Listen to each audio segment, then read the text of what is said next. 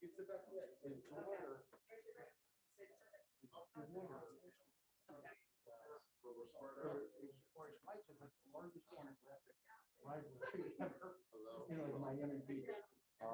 gonna go get my stuff. Yeah, mine too. Okay. You want to sit here, Richard? And then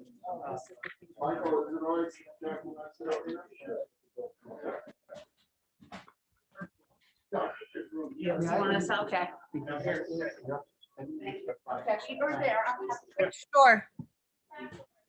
Yeah, let me just get in my stuff. Yes.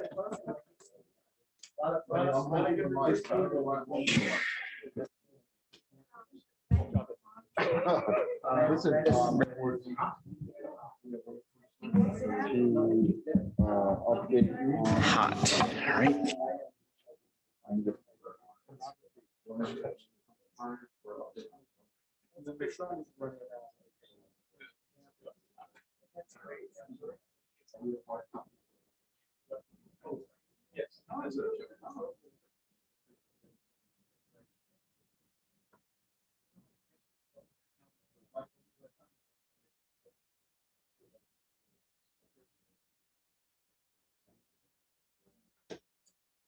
Welcome to Milburn.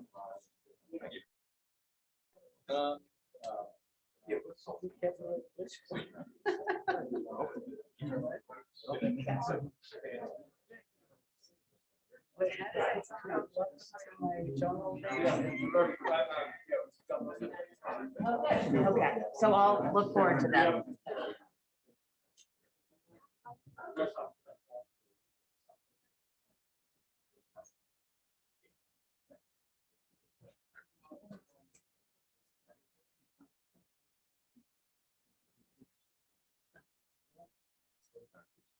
Jackie, are we better off up there? Or you want to sit here? That's fine.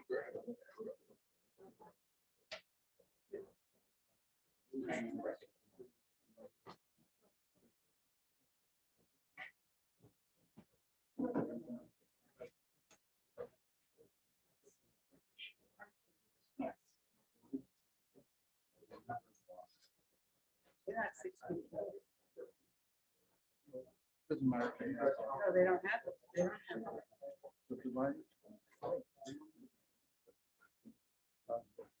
same rules. They don't make, they understand the rules to fit themselves.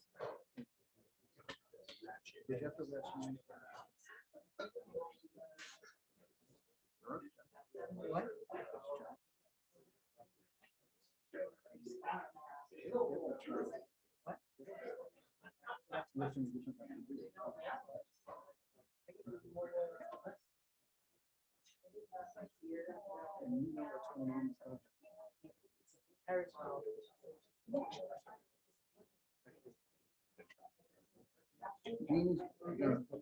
Starting next week, just have people that education and what have you, sit outside, it's nice outside in the afternoon, to explain to you what's going on. Because I think we got a lot of planning board members at the end of the meeting. They understood.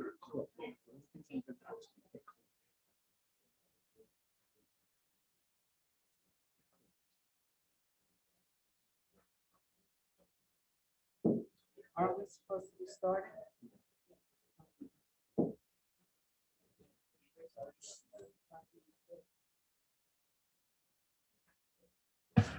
Are we ready? Okay. I'm gonna hit the hammer. All right, everybody. Okay, good evening or good late afternoon. This Thursday, April 8th, 2021 meeting of the Milburn Short Hills Business Organization is called to order. Notice of the time, date, location, and agenda of this meeting, to the extent known, was provided at least 48 hours prior to the commencement of this meeting in the following manner, pursuant to the provisions of NJSA 10:4-6, the Open Public Meetings Act. By posting such notice in Town Hall and the Township's website, by notification to newspapers on December 23rd, 2020, and then again revised meeting notice on March 29th, 2021, to note this changed start time of 6 p.m. and by providing notice to the Township Clerk. Can I ask that we all stand for a salute to the flag? I pledge allegiance to the flag of the United States of America and to the republic for which it stands, one nation, under God, indivisible, with liberty and justice for all. Thank you. And Trace, we have more than we normally have here tonight, so it's nice to see everybody in person. Not that it's not nice to see you on the screen too. Can we have a roll call, please? Yeah, Jemana Culligan, Here. Tracy Levine, me here, Andrew Morgan, Here. Nadej Nickel, Here. Michael Parlavecchio. Here. Richard Wasserman. Here. Stephen Weiner, Here. Alex McDonald. Here. Mayor Jackie Benjamin Lieberberg. Here. Our first order of business will be approval of minutes from the March 11th, 2021 meeting. This is from the open portion of the meeting. Does not include the closed session portion of that March meeting. Does anybody have any additions or changes or deletions to those minutes? If not, all in favor of approving these minutes, please say aye. Aye. Any opposed? Okay, none. Okay, on to public comment session. When invited to speak, please come to the lectern, clearly state your name and address, and speak into the podium microphone so that your comments can be understood and be properly recorded. If you are going to read from a prepared statement, I'd ask that you give or email a copy to our organization at tracy@exploremilburnshorthills.org. And to help facilitate an orderly meeting and to permit all to be heard, speakers are asked to limit their comments to 3 minutes. Members of the public who wish to participate by phone or Zoom can call in and participate in that fashion. All speakers are asked to limit their comments to 3 minutes. We do have a mix of people online and in person. So I'd ask that we start with those people who are appearing remotely.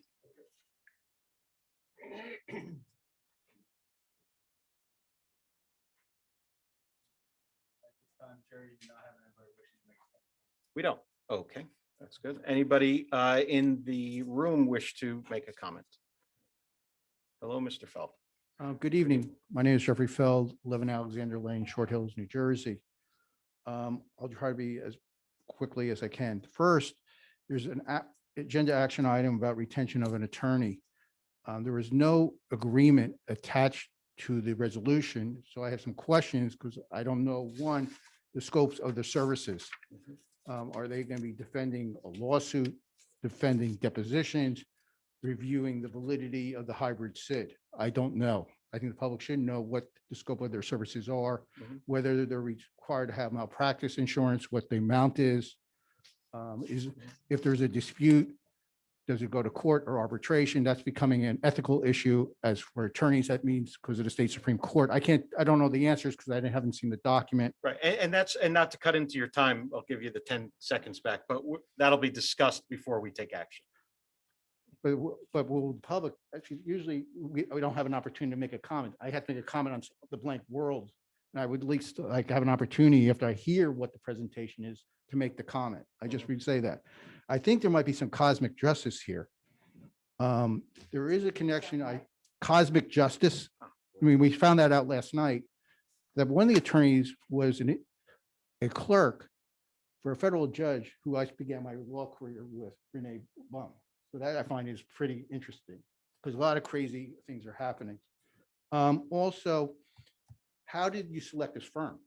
Who's made a selection? Was there an RFP, RFQs? I know it didn't go out to bid, but where did they come from? Did they fall from heaven, from manna? I don't know. As to the calendar year budget presentation for Councilman Wasserman, that occurred on Tuesday night, the public was not allowed to speak, and $5,000 regarding the farmer's market was deleted. As to the bill list, this goes back to why I think you need attorneys. There's serious questions about the allocations of the calendar year 2020 short budget and the calendar year temporary budget. Those are legal issues. there's a risk here because you've gone down based on the statement to less than like 40,000 left. And there's questions whether there's going to be disgorgements and whether the monies were ever given to Fella. I just say beware, buyer beware. On Main Street, New Jersey, on Tuesday at 6:55, I was attending this. Around 9:35, it has to be posted on a public website. It was sometime this afternoon put on a public website. I think every member needs to review this because what's striking here is that when the city council approved it, they didn't even have the document they approved, even though the resolution says they're approving something. Then when I made an Oprah request, the clerk didn't even have a copy of this. It had to come from your lame duck city director. But there are certain things that are in here. There's no representation or disclosure of the pending lawsuit. So, I mean, just be careful, read this, because I think it's implied that this group read this before it was submitted. That's something that could be implied from that. Also later tonight, you're going to close the next session. Please advise us if you think you're going to take a formal action or whether we go home or do we have to stick around. Thank you. Okay. Anybody else wish to provide comments?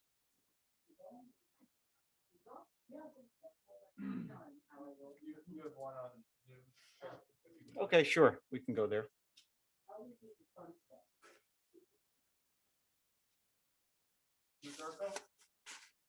Hi, good evening. Thank you for your time. Perry Urso, 514 Melbourne Avenue in Short Hills. Will we have the opportunity that you'll be answering these questions tonight, considering that you will be voting on a resolution, Mr. Palavecchio?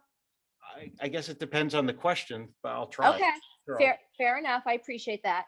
And you'll, so who drafted the resolution for the retention of the legal counsel? I think I did that one. Okay, so you drafted that.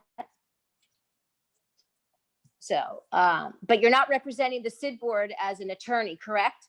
That's right. Okay. Where was the proposal which was reviewed that's stated in your resolution for public acknowledgement for the legal counsel? It wasn't posted online. Okay. You based your resolution or your agreement that's you're going to vote on tonight, you based it on something. So where is that proposal and what was reviewed on based on these numbers? Because inside that agreement, it states you have a number that's a line item in the budget of 8,000, but then you say in that notice or agreement that no more than 17,500. So how do we know, or are you certain that you guys are making the determination that there will be no other fees to exceed 17,500, or will you be seeking to, or will the board be seeking to retain additional counsel for additional possibility lawsuits or something that were to go wrong down the road? So how do we come up with that determination that you have these two numbers in that agreement? Also, I'd like to know. You want me to answer? Yeah. Okay. Yes, if you would just hold my time. Okay. We're on pause. The $8,000 is the not to exceed amount for the contract to the law firm. So it will not exceed $8,000 for their counsel services to this board. The reference to $17,500 has to do with the local public contracts law. It's, I don't want to go into a whole recitation about that, but it doesn't have. Well, I would appreciate if you did, because I don't understand that. I'm not going to, but it doesn't have anything to do with the contract award amount to this law firm. It's just saying we're not going above the bid threshold set forth by the local public contracts law. Well, it's disturbing and considering that the township committee has spent over $2 million with our municipal attorney. So that's a scary argument. $8,000 scares you compared to 2 million, then I can't explain. But do you know what? When the TC board member said to me, it's only $200,000, what are we complaining about? Come on. Well, let's see who's going to start writing the checks. Because, it's not even the $200,000, we all know what's attached to this ordinance, which is very disturbing. Let me move on with my questions, if I may. Under the contract, what are the duties of this attorney? We'll be discussing that at this point in the meeting.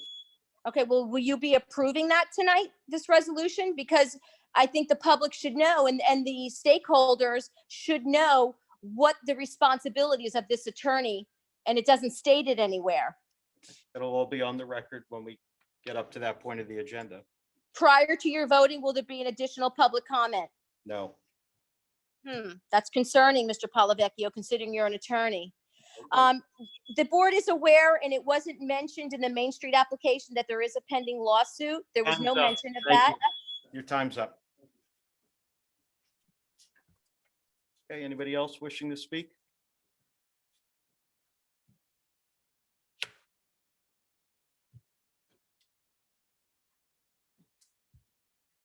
Vicky Powell, 358C Milburn Avenue, Shawless. Sorry. I just want to tell you that I appreciate everything you guys are doing. I think the GEM event that we just had and is still going on, I'm getting a lot of feedback, positive feedback. Everyone's having a good time guessing. The music this past weekend, I also heard great feedback. It's nice to see people in town enjoying what we have. Keep it up. I'm very in favor of everything that's doing and everything that's coming down the pike. So I just wanted to say thank you for everything that you're doing, because, you know, we're still struggling out of COVID. Not happy with the flex parking discussion that's going on. We're still feeling everything. And so by bringing people into town and by seeing people walking around and getting people to come in and discover, I'm still getting people after 36 years that live in town that still didn't know I was here. So it's good to see and to get people to remind them to come into town and see what we have downtown. Because a thriving downtown, a thriving town, a thriving 5 districts only benefits everyone, including the residents. So you have to come out and support, or you're going to have a ghost town, and you don't want to have a ghost town because it's going to affect everyone's taxes. So I appreciate what you guys are doing. I look forward to seeing what else is coming up down the pike, and thank you. Thank you.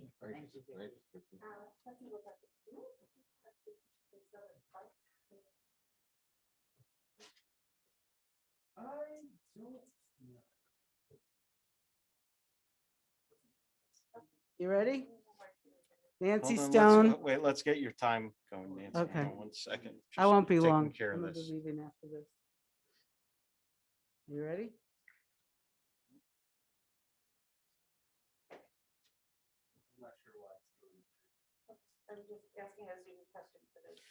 Okay. All right. Sorry about that. We're ready. Nancy Stone, Nancy and David Fine Jewels, 266 Essex Street. This thing is kind of tall. I had an exchange with Michael, and I hope that you'll be pleased with the outcome of our email exchange that we had earlier this week. I hold in my hands 2 checks, 2 bank checks, equally split according to the resolution dissolving the previous DMDA, to the Township Beautification League in the amount of $3,884.59, and one to the Milburn Chamber of Commerce for $3,084.58. This money I held like tight-fisted as if it was $6 million. Unlike you, that is frivolously giving 220, and Sanjeev, who publicly stated that 220 is nothing. I work very hard for my money, and I protected the SID's budget to the penny. As a matter of fact, I gave the TBL the extra penny on the split. I'm presenting this check to the TBL for their outstanding service to the community and devoted volunteers who serve on the board, especially Robin Chamber, who, like her parents, is an incredible community volunteer. The second check will be held in my office for the current Milburn Chamber president, Ralph Ternosky, to pick up. I have requested Denny Klein, who is a board member, to kindly guide the board to use these proceeds for the chamber to make a donation in the same amount to the TBL. I was told by Denny Klein that the chamber board would have to vote whether to give the check to the TBL, and he assured me that he did not see an objection to my request. I'm giving Christine Gotti copies of the checks and the final withdrawal slip to put in the history files. This hopefully now officially fiscally closes the chapter to the DMDA, and I look forward to the end of this SID as well. But just know that I protected this $6,000 as if it was 6 million of my own money. And you all should be embarrassed to spend taxpayers' money as if it's just nothing, because we're out here as merchants fighting and earning every dollar that we have. And I protected it as if it was my own. So they're getting it, Robin Schoenberg's getting, and Ralph's gonna have to come because the chamber did nothing to help us during COVID.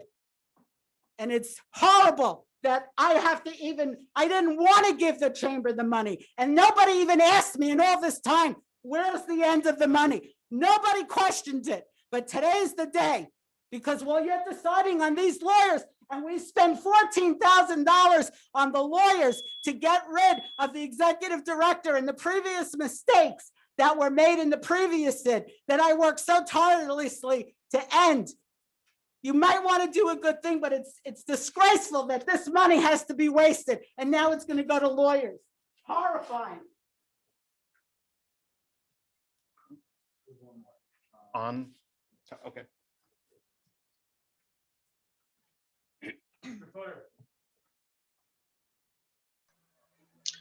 Good evening. Can you hear me?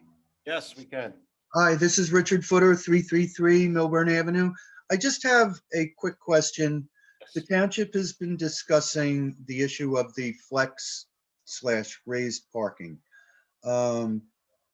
I'm registered to attend the info session tomorrow morning, but I was curious, and Mr. Parlavecchia, if you could respond to this question.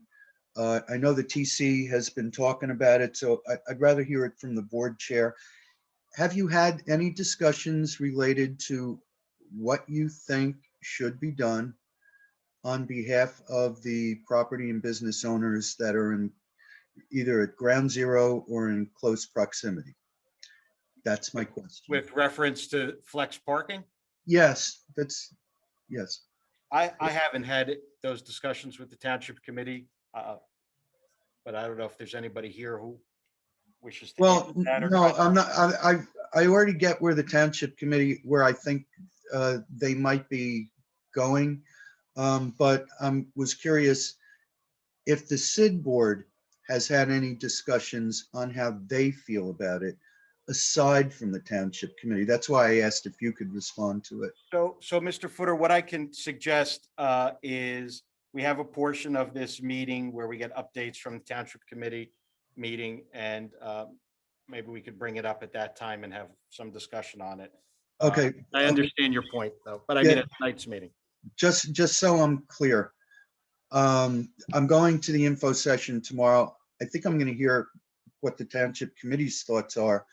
My question was really, has the SID board, aside from the township committee or away from it, had any feelings that they could share? So I understand that, and if we discuss it tonight, perhaps that will elicit some discussion from the SID board members, and we could further the idea a little bit. Okay, thank you very much. You're welcome. Anything else up here?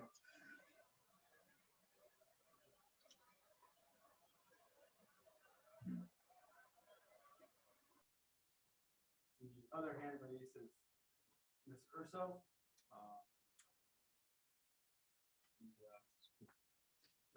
She already spoke, so, okay. Okay, anybody else? Come on up, please. Hi, Janine Marr, Elements for Style, 358. can we just recycle the time? I'll be really quick. I'll get this sometime. No, you're Only you're one. multitasking. I'm Right. sorry, please, Can I go now? I'm sorry. I just didn't want you to get shortchanged. Okay. Janine Marr, owner of Elements for Style, 358A Milburn Avenue. I know I haven't been here. I was on the last DMDA, and I really, really think it's so important to have a SID And I really appreciate all that you guys are doing for us. Yes, we are still in COVID, and the downtown has had a really hard time, not only with construction with complete streets, that's over. And I think everybody, the residents and shoppers are getting used to that. But what you're doing on the committee, I just want to say I really appreciate it. You'll start to see me more on Zoom or in meetings here. The GEM whole event really did create a little excitement, and we need this. I read your mission statement. Every town has a SID. You know, you go to Montclair, they have a SID. West Orange, Westfield has a SID. We need that to come together. Now, I know a lot of the other business owners are like, they come in, they come out. I myself don't live really close to town, but we need some organization. I do appreciate what you're doing. Look forward to all the other events coming down the line. And I just wanted to say thank you. That's all. Thank you. I appreciate you being here. Okay, I think that's everybody in the room. Okay. Back door. Got it. Okay. Good evening, everyone. Thank you for having me. Dominique Urso, 514 Melbourne Avenue. I just have one simple question, and I hope it can be answered. I would like to know, when would the deposed SID members, being Jackie Lieberberg, Richard Wasserman, and Ryan Gleason, make themselves available for that? We're not going to discuss any pending litigation tonight. It's not, it's just questioning. So when will they make themselves available? We've been waiting. Okay. We're not going to respond to that.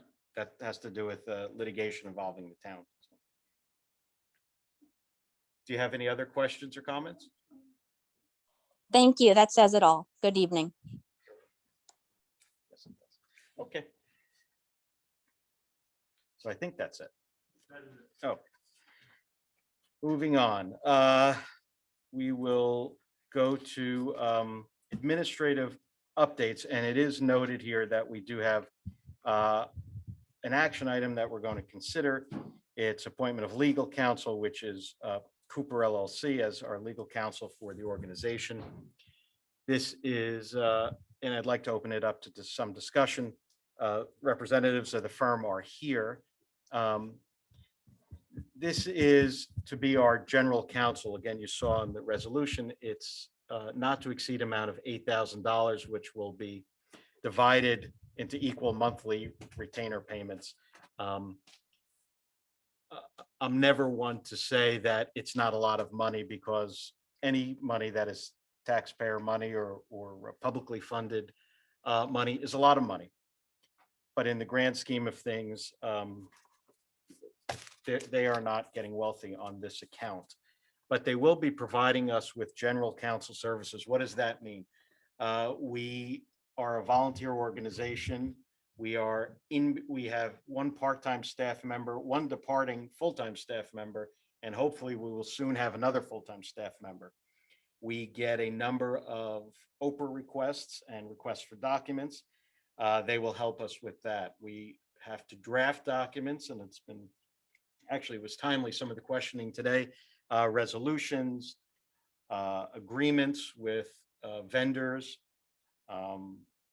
things even a step or two beyond that, and maybe a hold harmless for some of our vendors, those type of items. This does not include, and I think, I'm not sure if it was Mr. Feld's question or somebody else, this does not include litigation costs. Fortunately or unfortunately, that's really outside the scope of our everyday needs. However, at this point, we are not a party to any litigation, although there is litigation surrounding the ordinance creating this body. We're not a party to that. If at some point we do become a party to that or any other litigation, we will have to revisit that in a separate agreement with this firm. We don't want to spend money that way, but we're also not going to sit here and represent ourselves. So if I could ask you, with that warm welcome, I hope I could ask you to come on up. Welcome. This is Mr. Cooper. If you want to just place your name on the record, Sure. introduce yourself and your firm. Good evening. I'm Ryan Cooper with Cooper LLC. With me today is my colleague Renee Pierantoni. Our offices are in Cranford. I live in Cranford. Very familiar with SIDS and business improvement districts. We have one ourselves in Cranford. Very familiar with Millburn. It's wonderful downtown. And I think it's a terrific idea that you have a SID. I think it lends it's a lot of value to the business community. So we're welcoming the opportunity to serve as general counsel to the board here, the Board of Trustees. We have, in addition to municipal law experience, I think which is particularly helpful to a board of your nature, we've a tremendous amount of business experience. And as you all know, a nonprofit, there's a number of parliamentary, fiduciary, and other corporate governance issues that come up that we'll be well positioned to advise you on. So we look forward to working with you and should the resolution be approved. Thank you. And Mr. Cooper, thank you for bringing that point up. We are a nonprofit organization. We have a submitted 501c3 application. And as you correctly stated, there are responsibilities that go along with that. We will need advice on that and certainly some guidance going forward. Just to respond to another question that came up during the public comments, we did interview 3 or 4 firms in total and attorneys based on their profile of handling municipal entities and like organizations. So that's how we got to Mr. Cooper's firm after, I don't know if it was 3 or 4 other groups, but that's how we got here. I would open it up if anybody has any questions or comments. We're really looking forward to it. I do say this often, we get a mixed bag in terms of support and criticism from our public.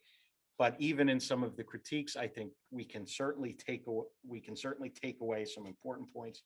And I do think having legal counsel is a very wise thing for us to do. It is an additional cost. Things don't come for free. We can't ask them to do pro bono work for us. They're already taking a haircut, as we would say. But I appreciate them being here, and I really look forward to you coming on board. Richard, did you have a question or a comment? Yeah, I just want to make a comment. I met Mr. Cooper and very impressed with your experience. And I want to say also that, do you hear me now? I'm sorry about that. So I just said that I met Mr. Cooper. I spoke to him on the phone several times. I think this firm has excellent experience, legal experience, bid experience. And I also want to mention one other thing is that we have $8,500 in our line item. And as what Michael just said, as our chair just said, we're going to stay well within our line item, for this year. It's essentially works out to $1,000 per month, starting May 1st to the end of the year. It essentially includes their advice and good counsel, without litigation.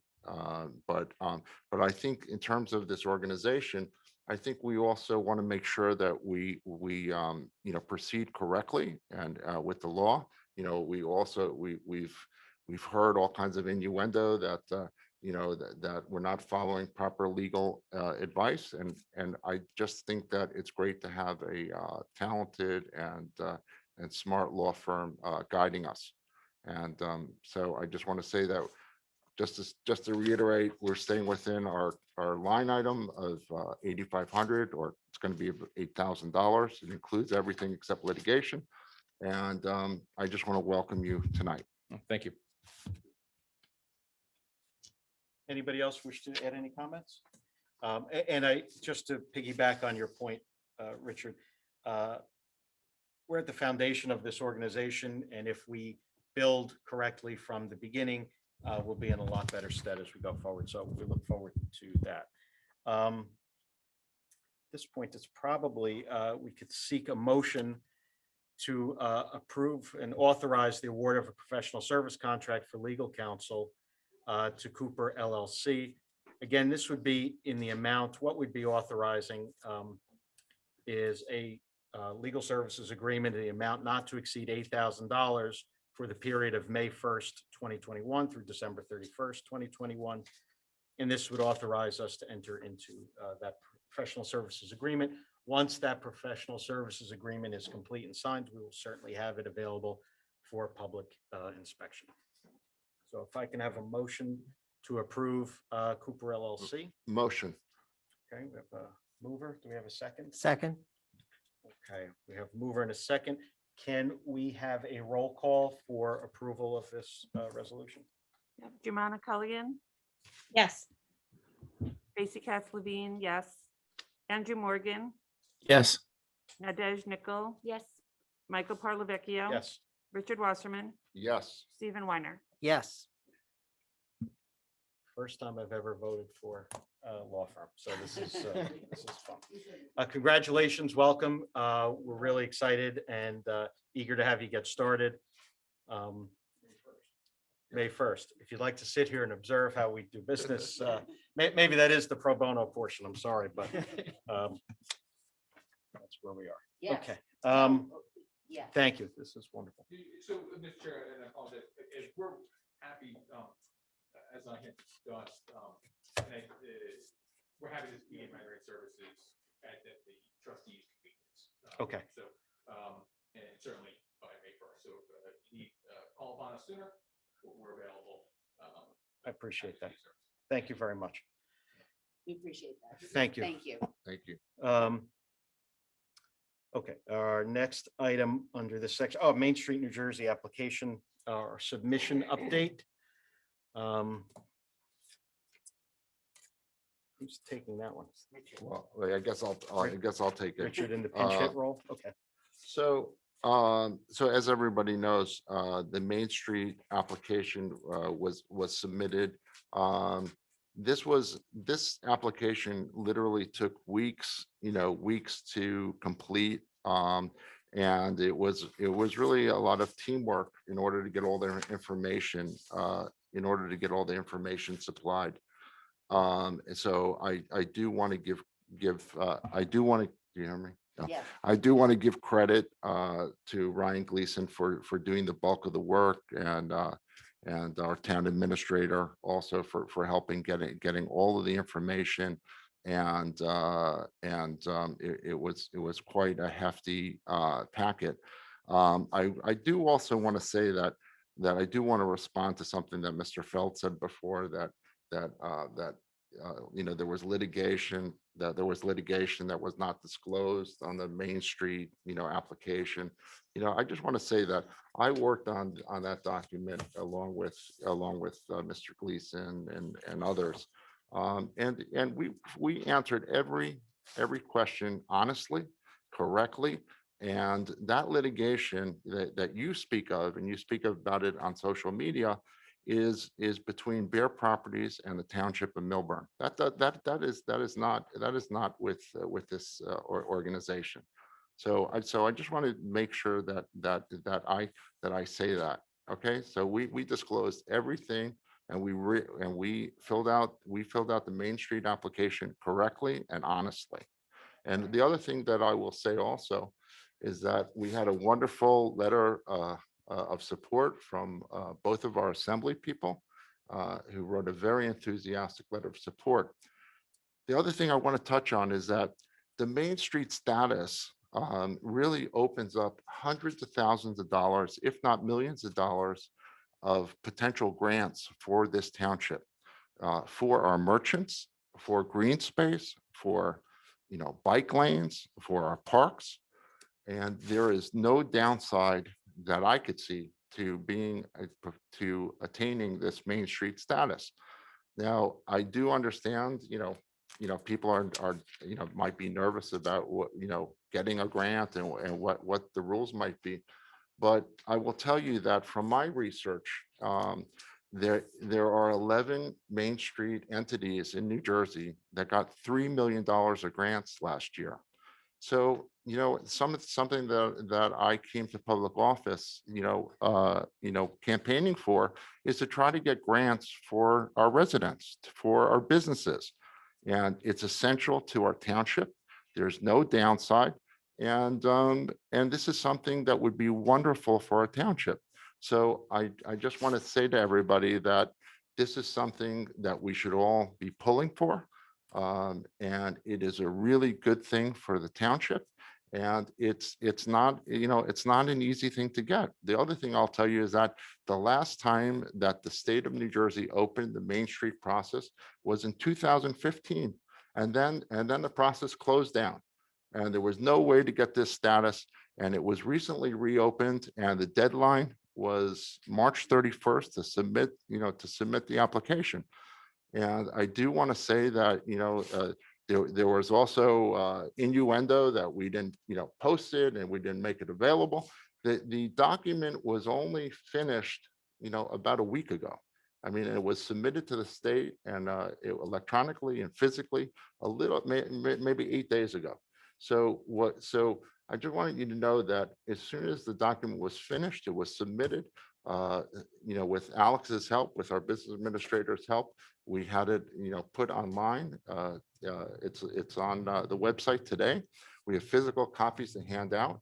I'm very happy to answer, any questions about any of the information on there.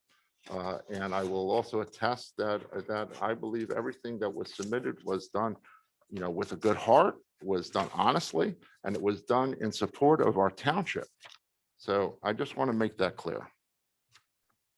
Thank you, Richard. I appreciate you saying those things. I think it's important people hear that. So thank you. Do we know what kind of timing is there to have that be reviewed and hear back? We got confirmation that the state received it. We are also, I also believe that they're going to be reviewing it in the near future. They'll be reviewing in the near future, and I am really hoping, that we have a shot at the status. I really hope that we can get grants, that could help our business and, our businesses. I will also say that this dovetails into some of our goals as a SID, as a business improvement district, to have a grant program. I know we're waiting for our 501c3 status also. But I think we, in terms of our budget, we had $10,000 put aside for a grant program as a basis. But I think that if we could really focus on getting grants and making them available to our businesses, this is all the same type of goals. So if there was a Main Street grant that would help our businesses, this is all the same thing. We want to help our businesses. This is why we're here. And I will also reiterate, one other fact that gets left out. One of the reasons that we are created, or one of the goals of this organization, is to address the double-digit vacancies that we have in our town. YB Gym just went out of business. Dozens of jobs. It's a huge space that's empty. I know many of our board members are aware of this. And this is the reason that we're here. We're here to support our businesses, to work on these vacancies. And this Main Street status, goes hand in hand with what we're doing here. So I just want to make clear that this is really part of our mission. And this is something that could really help the township. Thank you, Richard. Can I add one thing that I guess kind of developed a little bit since we've put up just an administrative update, something we've discussed. It's a little off script. I just wanted to give an update on the NJEDA Sustain and Serve grant, which, just to refresh everybody, it's a program that we worked with Milburn Short Hills Flag on and they put in the application for the grant, but it's to support restaurants that have been impacted by COVID-19. And while it can't go directly to them, the recipients and the town, I'll say, was lucky enough to be granted $200,000. That money can be used to buy meals from these restaurants. And our board was very instrumental in making sure those restaurants did sign up on the state website. But just a little update on this. I did speak earlier today with representatives from Essex County about utilizing that grant money to provide meals for the healthcare and frontline workers at the county's various COVID vaccination sites. You know, we have, I think, 5 or 6 vaccination sites that are working 6 days a week. So depending on the vaccination site, there are between 50 and 75 people there working and volunteering each day at those. And the county was very excited and very appreciative that we considered providing those meals. So now, and they're happy to work with us to coordinate that. Meals would need to be individually packaged, meaning like closable to-go containers, and we can deliver those. And so I will work with Millburn Short Hills Flag on coordinating the next steps in that. And if possible, we're also going to look into something the county suggested is another outgrowth of COVID is they do food distribution events and mobile vaccination sites. And if those things are qualified events for this grant, we'll see if we can do that, because then that's feeding another 100 or 200 people per day. So we're moving along, and you know, this is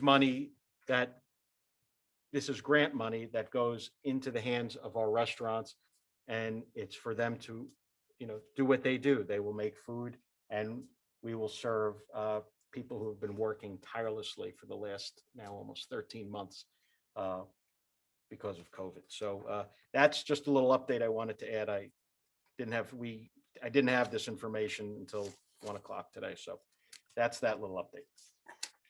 I'd just like to say that I want to thank you, Michael, for your leadership and your dedication to making sure that that this properly, and also for your dedication to the residents and the merchants of Millburn Township. I think it should be duly noted that $200,000 is indeed a formidable sum of money, and that the restaurants will directly benefit, and our community members in not only Millburn Short Hills, but greater Essex County will also benefit. So kudos to you and your leadership. Thank you. Thank you. Okay, we move on to updates from the Township Committee. Back over to Mr. Wasserman. I think people are going to get sick of hearing from We're me. gonna Get sick from hearing from me. Nice lighting on you. Yeah. Okay. Anyway, so the Township Committee basically considered our budget, and I just wanted to say that it was voted on, unanimously passed by the Township Council. Along with that, if anybody want to watch it on the website, they can. I also want to say that that it was also, we also had unanimous support, not only for the budget, but for our mission from all of the TC members. And I think, you know, and you don't have to take my word for it. You're welcome to watch the video. But people are very clear that, you know, that they believe in our mission. And I mean, I don't want to speak for my colleagues. You can watch it online. But I think that it's very clear that we have support to execute our mission. Thank you. Oh, you know what, can you, and I apologize for not being as well versed in this as I probably should be. The flex parking discussion that's gone on, can you just update us on that? To what's going on? What is the proposal? Or maybe Alex can do that.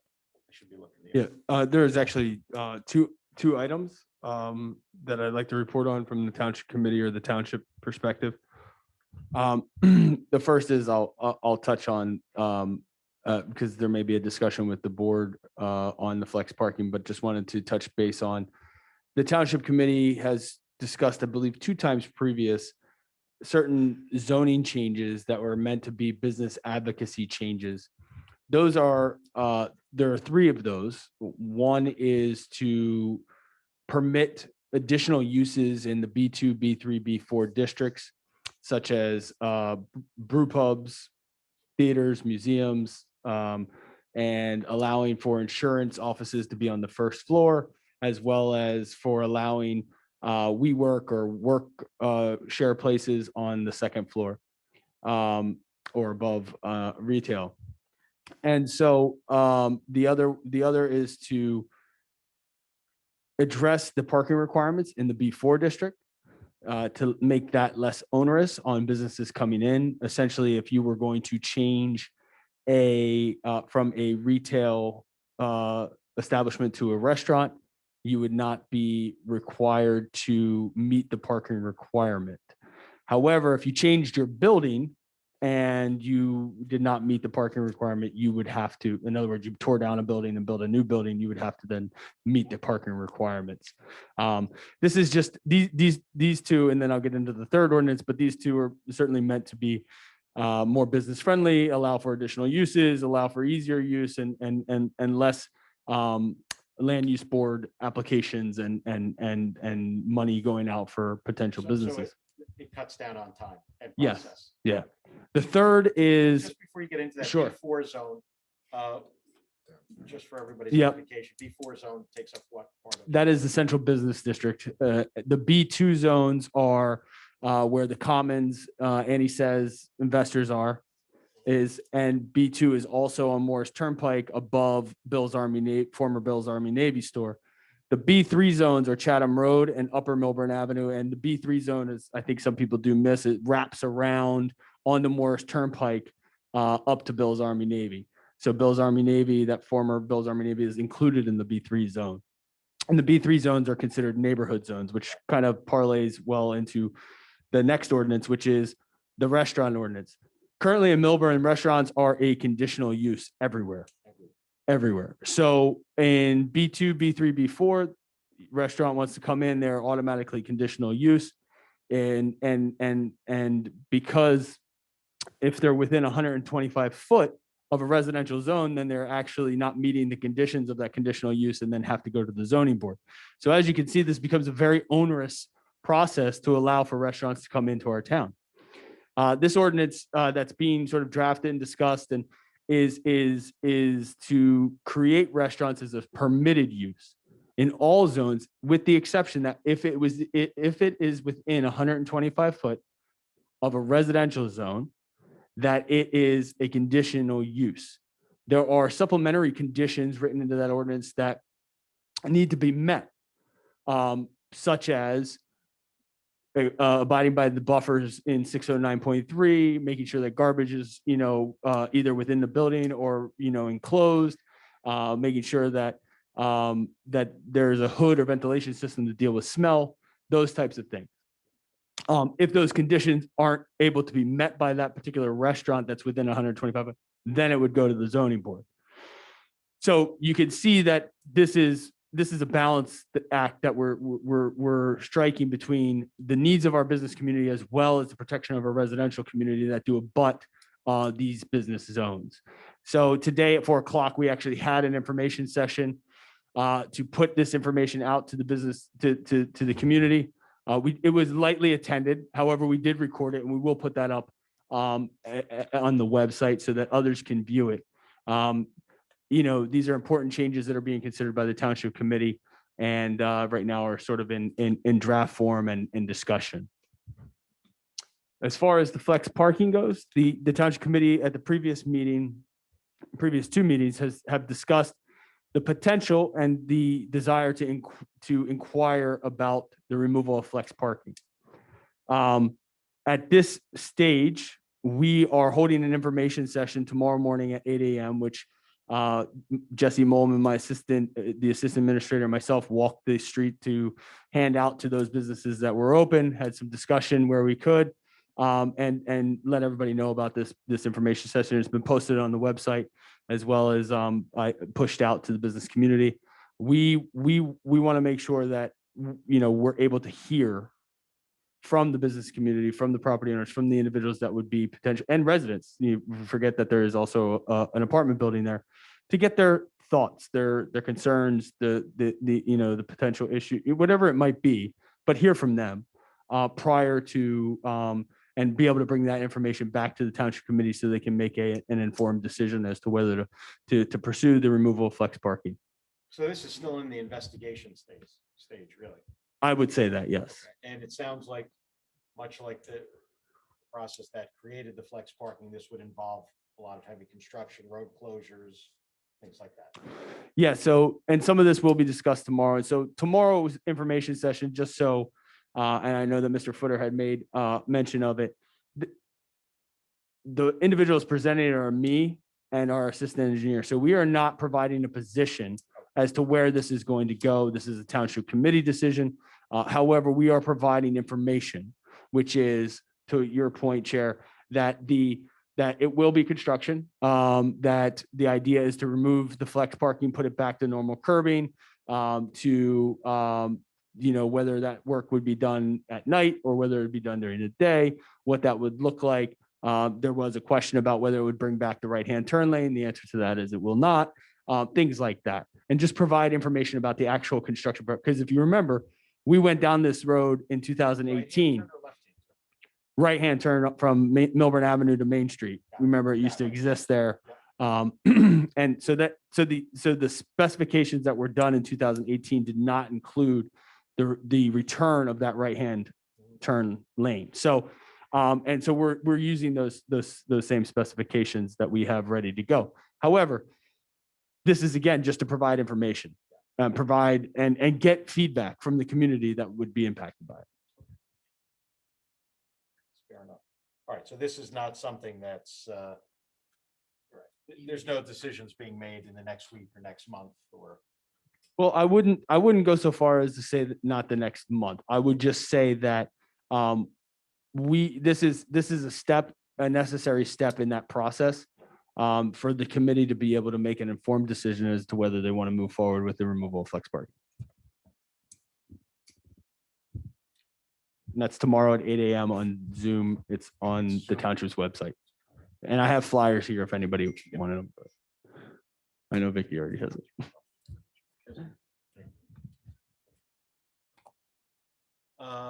Thank you. I don't know if anybody has any other questions or comments about that, or will abide the event and gather some information so we could. So it will be recorded for later view and posted on the website? Yes. Thank you. I'm not making a phone call, I'm just putting it in my calendar.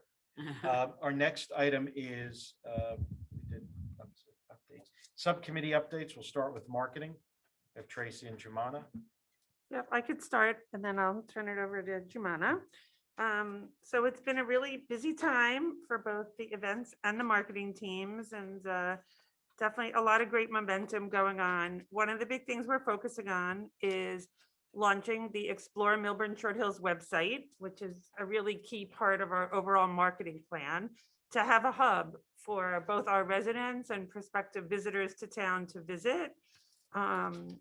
We are working, as we've previously said, with New Frontier. We've got really great design proposal from them. We're working through different options on the directory, which is going to be a big part of the website to make it very easy and user friendly.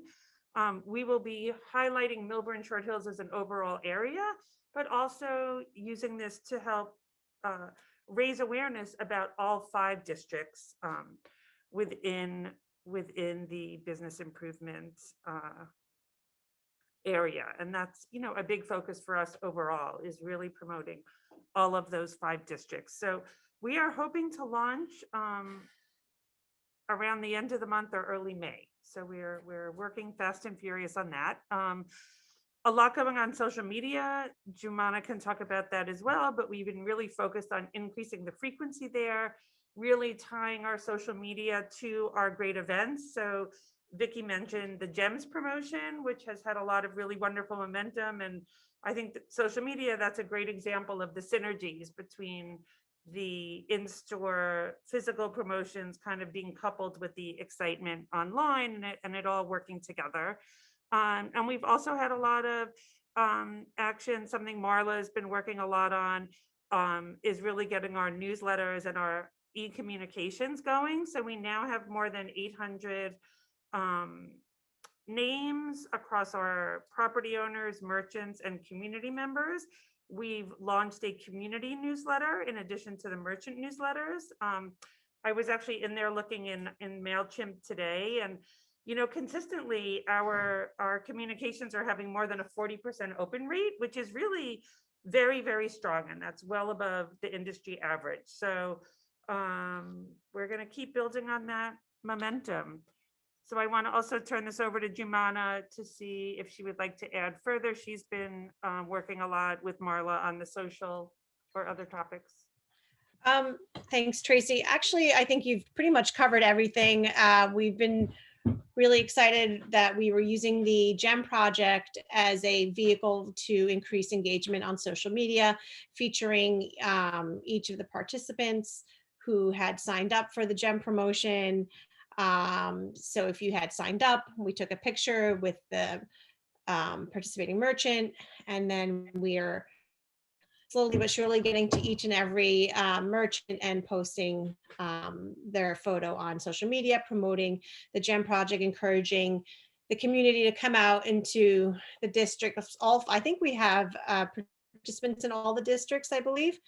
To take a part. It's also a great way to increase engagement. We're getting comments, and we've gotten many new followers on Instagram since we started this project. Going forward, I think we'll start to really kind of promote our upcoming event in May on social as well. And we'll talk more about that event in the events subcommittee recap. That's it, really. Great. Just actually one last thing I'll mention is Marla and Marianne and some of the members of our marketing subcommittee are working with local photographers to develop a really great photo library of really fantastic photos, again, showcasing all of the districts and also some of our green spaces. A big objective we're going to have is really encouraging people to come to Millburn Short Hills, make a day of it. So those photos are going to be really important as well. But if anyone has anyone they know of, even if it's an amateur photographer that you want to have included in our outreach to photographers, or you think might have some great photos or want to take some great photos, feel free to message Marla at marketing@exploremillburnshorthills.org. And that's it for us on marketing. Thank you very much. Thank you both very much. So moving on to subcommittees, we're into short-term planning and events. And we have Nadej, Jumana, and Jackie. I'm gonna start, if you guys don't mind, quickly an update about the community gift card that we talked about at the last meeting. I spoke to 13 merchants, not including any merchant on this committee, and all of them were positive or very enthusiastic about the idea. I did not have anybody that said no or that was not interested. And 13 or however more is enough to start if we wanted to. So I just wanted to put that out there. There seems to be an excitement about this. So, we have. Can I interrupt there for 1 second, Nadej, just to reiterate your point? I had a customer come in today from a local preschool who was wanting, they said they were going to buy gift cards for all the teachers. And I think it's going to be something like 30 gift cards at $50 a piece. And they're buying them on Amazon. And I was like, oh, so just to point that, like, if we had this in place, that could have easily have been, a great opportunity to, bring that money to our community instead. So I'm definitely would encourage the board to think about it and consider maybe doing, moving forward with the EFD or some other company similar to that. We have 14 merchants in. So yeah, we have to decide what we want to do, but if we wanted to, we could push that project and get on with it. So Nadej, could we, I feel like it's to me, it sounds very positive. Could we, for the next meeting, look to do an official Yeah, proposal? absolutely, Is yeah. that an appropriate next step? Yeah. Is that, we would get a proposal from the company, from the organizer? And there's no out-of-pocket cost. Nothing, to zero. us, They just so- require us to sign an agreement. And then we have to spend a little bit of time setting our page on their site, choose our name. I mean, like a little bit of marketing, but again, we can start it very easily and update it as we go. And the merchant, they even help with the merchant sign in. So we just have to inform our merchants, which would be with our newsletter, and we could be going really quickly. Right, so if, I'm sorry, go ahead, Steve. I was gonna say, yeah, we should get a copy of their contract really as soon as possible. I can get it to And you. then we can move. absolutely, Yeah. Just That'd be good. moving A forward. quick question, is part of it like a little messaging on the merchant's doors, like that gift card is accepted here, kind of as a marketing? Is that part of it, or is that something? I remember her in her presentation, and I think I asked her this at some point, that they do provide a lot of marketing materials. Presumably something like that, of course, would be included. Yeah. Well, I also think that she mentioned that we could use something that would have this Explore Yeah, Melbourne we Short can Hills design logo. our Yeah, own card. Yeah, Yes. we can Yeah. design our own card. Yeah. And I can't think of anything better than Yeah. this logo. Exactly, yeah. Yeah, so. I'll get you the contract, and then next month, if we're ready, we can put it for an action great. point in the agenda. That's fantastic. Sounds great. Thank you so much. And I know Ryan originally He's the brought this one who- idea. Yeah. Yeah. And is really. He's he the one who really put us took in this, touch. and I said it was great to have the presentation. So thank you. And thank you for getting the input from the merchants, right? Yeah. I mean, that's important. Yeah. So thank you so much. So the events, so I'm going to start, and then I'm going to give you the mic. So quickly, the GEM event is coming to an end. We had 27 participating merchants. I also want to set the record straight. Every merchant had the same opportunity to participate in this event. We sent an information to everybody for them to jump in. So everybody had the same chance to be into this event. We are going to, it ends on Sunday. We are going to collect all the tickets and choose the winners for each store. We'll do all this the following week, but it's been going great. I think the merchants were really excited. The people in my store were certainly very excited. Tracy has some data. Is that what Oh, no, can I ask one thing? Sorry, Sure. before that, I just don't want to forget. I just want to make sure that the events team will work with Marla. We should try to get all the names in Yes. as quickly as possible, because then we're going to have our next events coming up, and we want to have those into our email database. Yes, and that's what Sorry. me Didn't and mean my to- kids will be doing this weekend. Sorry, I just wanted to share your data, though. You gave some very interesting data so far. We've had 75 merchants across all the districts who participated in one or more of our events, with 50% who participated in more than one. So that's a really good number. We are now moving into our May the 8th event, which has a fantastic name, and it is called Fame Festival. Thank you, Tracy. And it stands for fitness, art, music, and entertainment, because those are the 4 pillars of the event. So we have a fitness setup in the park at 9 o'clock, 10 o'clock, 11 o'clock with different fitness clubs in town. We are going to have art in the gazebo, 11 o'clock, 12 o'clock, and 1 o'clock. And then we are going to have entertainers who are going to be more or less roaming in the street in the afternoon. We have 2 of them, a balloon twister and a circus performer, juggling, walking on stilts. And in the evening, we have a music program, and I am giving the mic to Jackie, who can talk about this. So yeah, so we will have this is May 8th. Mark your calendars, everyone. Some 4 to 5:30, we'll have at the corner of Main Street in Melbourne, Big Romance. 5:45 to 7:15, we'll have the poet section in the parking lot by Caramia. And then we'll return to Main Street, but near the Standard between Blue Mercury and Starbucks from 7:30 to 9. And we will have Midnight Sun at that juncture. Now, that's all subject to verification with band members and good health. And so Please don't quote me. There may be some substitutions, but that's the preliminary lineup for now.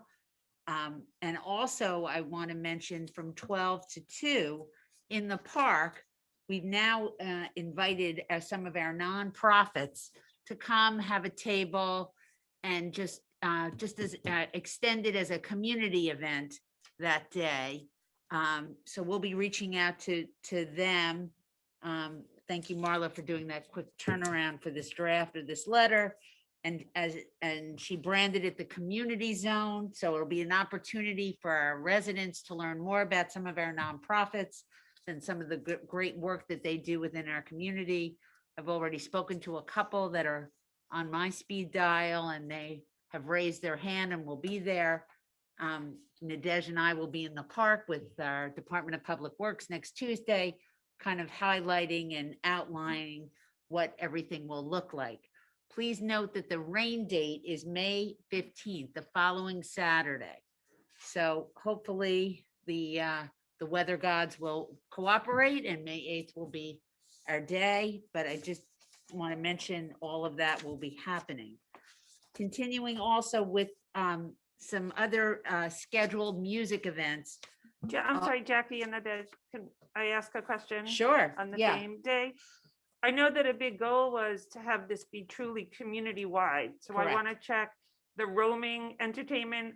That's going to also happen in some of the other districts. So I guess I wanted to just understand a little more. How are we going to generate some excitement in the other districts? Not just downtown. I mean, could one of the music sessions even be in another area? Well, we Not have that we're gonna June answer 12th. that We have exactly June now, but- 12th is another day where we're going to be moving to the Short Hills train station, and we have programming centered around that day. And that we'll be having music and entertainment events on that Yeah, June 12th. I don't want to put a wrench in, but I guess I'd just ask. I just feel like June 12th is far away, and like we're really hearing from other districts that they want to feel the love. And I guess it's just a question can we just think about, are there things that are feasible to do on May 8th at all? I think we're already going to have some of those roaming folks be in other areas, but I guess it's just a request to think about as you kind of refine the plans for the day. Just to think about that. Okay. Because there's a lot of great businesses also. I know we're going to also promote this as a great time to shop for Mother's Day. So, could we have something in the parking lot in the Morris Turnpike district? There's a lot of space there.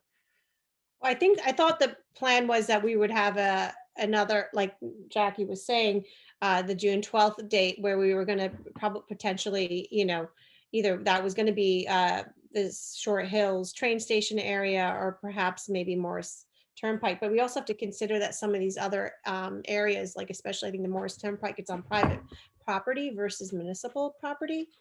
So, I think but we are planning on having music as on other dates. I think coming up soon, correct, Jackie? On these music events that we have scheduled already for different parts of town. Is that correct? That is correct. I mean, we do have the June 12th and we have a date in July, so it's. But I thought we had even earlier than that, maybe something on Upper Milburn Ave, perhaps? We could on May 21st, we could look at that date as well.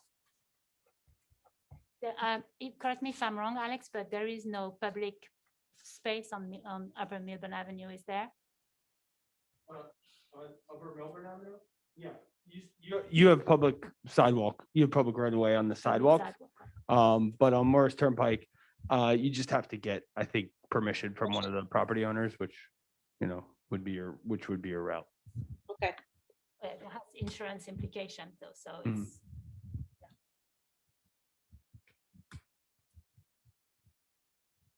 Okay. Okay, So- so we're looking for volunteers though. for Sorry? May 8th. I'm just saying, we're looking for volunteers for maybe 8th to help us. All ages? Uh, 16 and over? Yeah, You 16 have to and force over. your kids and, Yeah. and extra for, help in the park, help with the music, help with distributing information. So we have a volunteer form. Please come and help. It'd be a great event and it would be even better if we're able to address all the public, be able to provide enough information to the public. So quick question on volunteers. Yes. Maybe we should design T-shirts or something so volunteers can walk around wearing Explore Milburn Short Hills. Hats or shirts or Or something. lanyards, yes, Yeah. we are discussing We've that. been Okay. discussing this, Yeah, Okay, great. yeah. I think it'd be good and a little reward for volunteering. They get to keep it.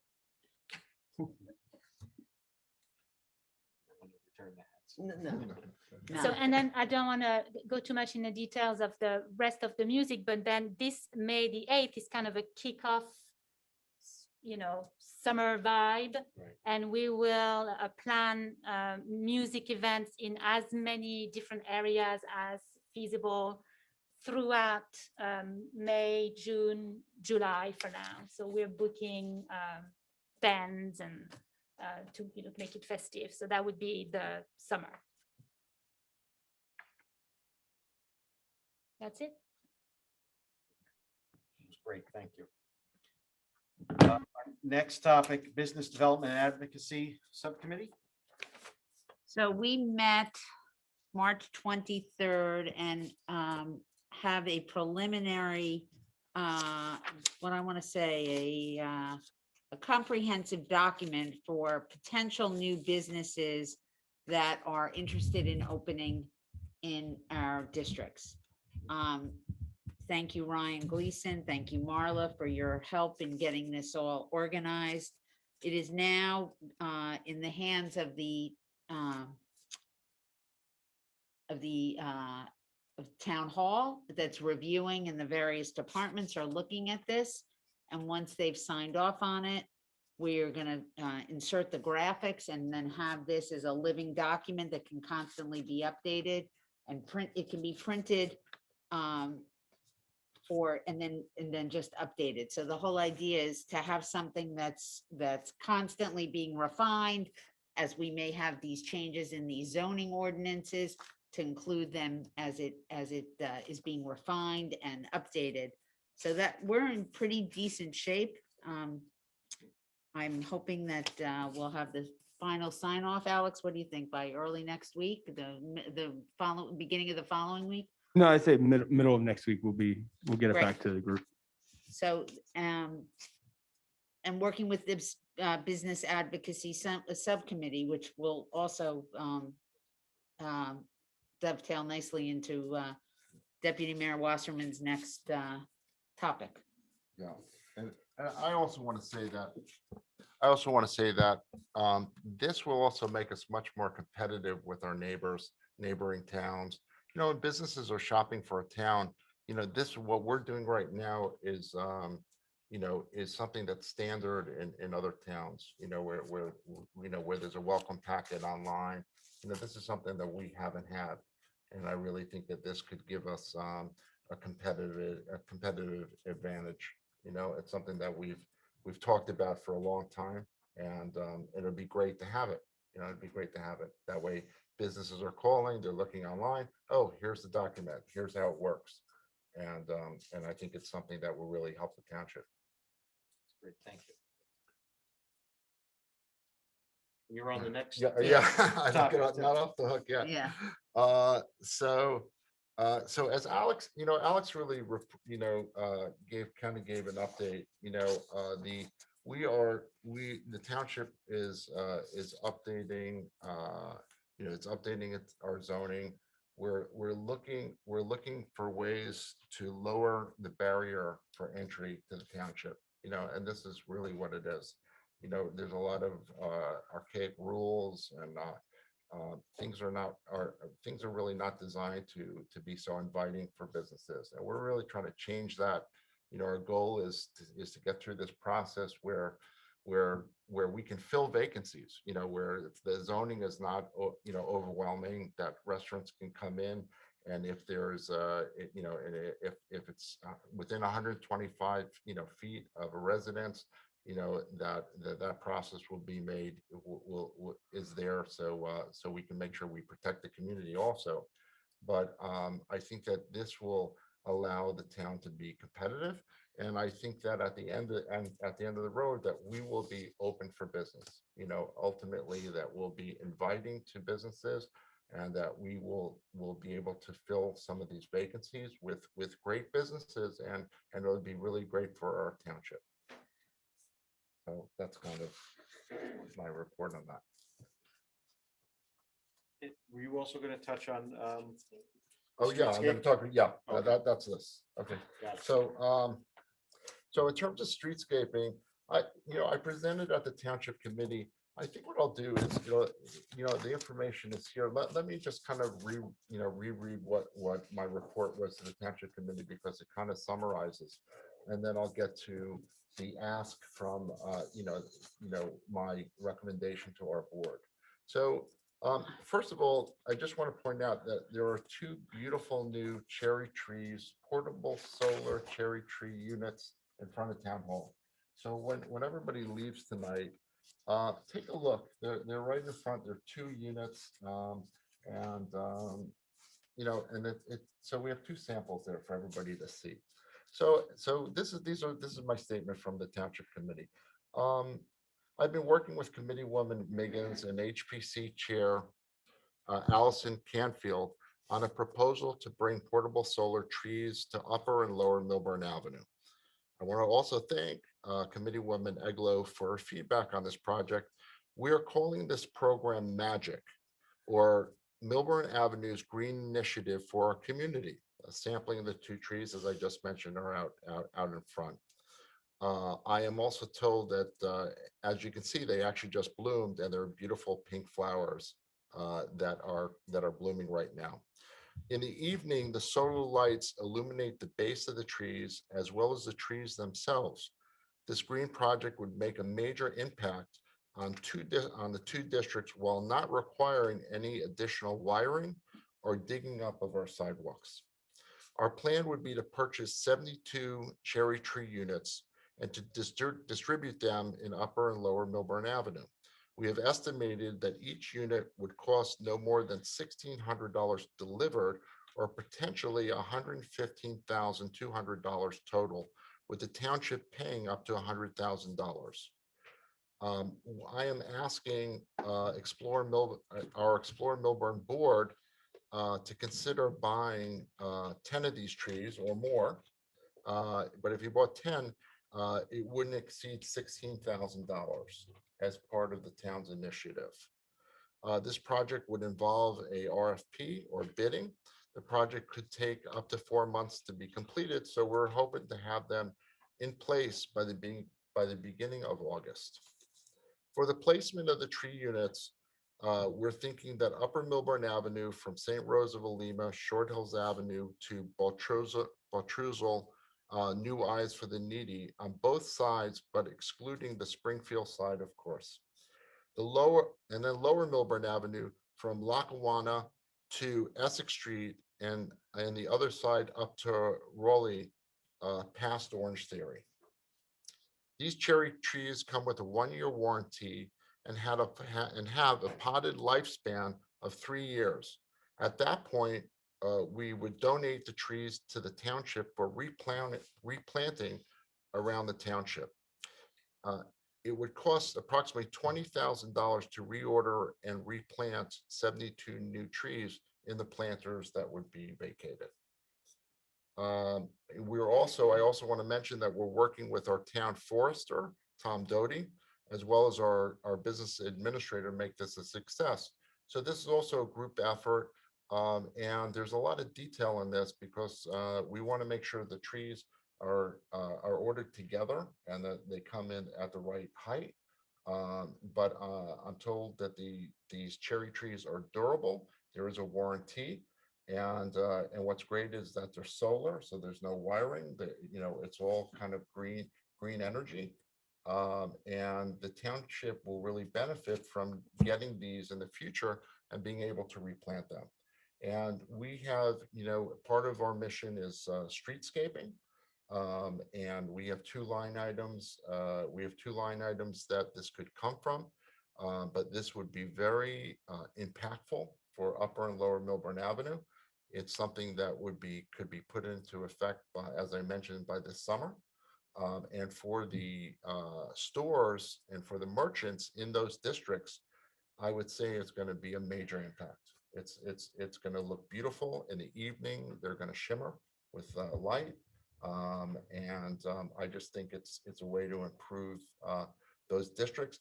The other thing that's great is that if we like it, if we think it's a success, we can add to it. We can add to it to our other districts, and I think it could be very impactful and good long term with very low expense. One quick question on you mentioned bidding process. Yeah. So we kind of know the cost now, but how many firms actually provide these solar trees, and who would be bidding? Like how many? Well, that's part of the bidding process. I think we're advised that it's best that these trees come from Pennsylvania. I'm working with Mr. McDonald right now in terms of putting together an RFP, or it has to be done because of the money amount. It has to be done properly. I don't know. I can invite Alex to speak on this, but I think in terms of getting it right, we want to order them together so that they're the same height. We don't want to order from different farms so that they come in, so everything looks different. So there's two separate things. It's the trees, and then there's the company that would put the solar pieces together. Is that, or they come? Well, there's different components, and Yeah. and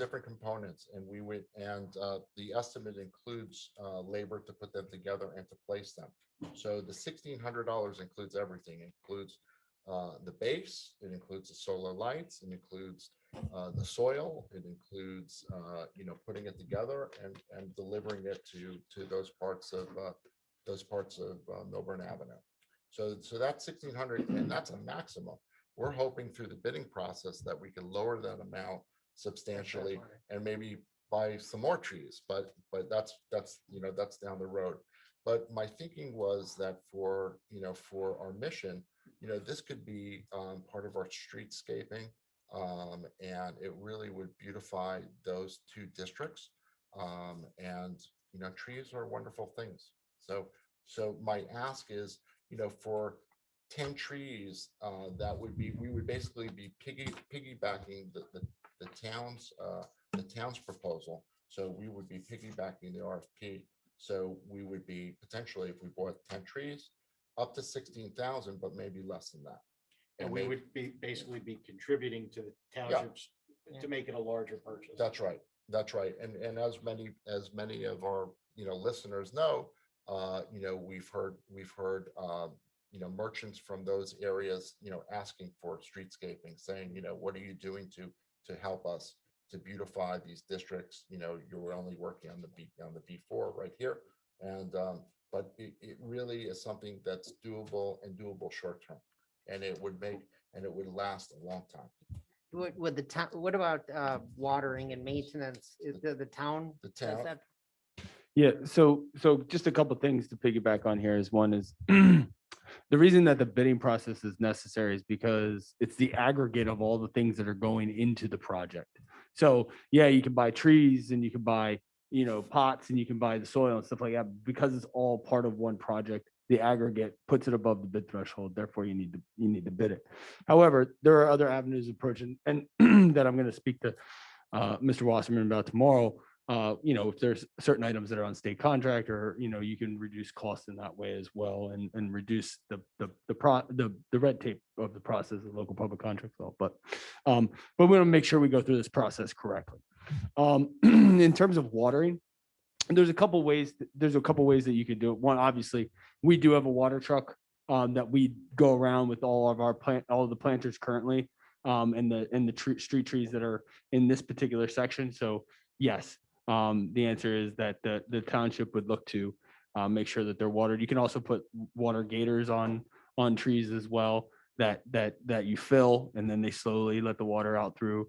And so again, multiple solutions that could be done there, but for sure the township would be going around and watering. Do you have a picture of these trees or the pots? That's something that we have a little surprise in mind. So you'll see. You want me to hit it? Yeah, please hit it. So we have a little presentation that we'll show.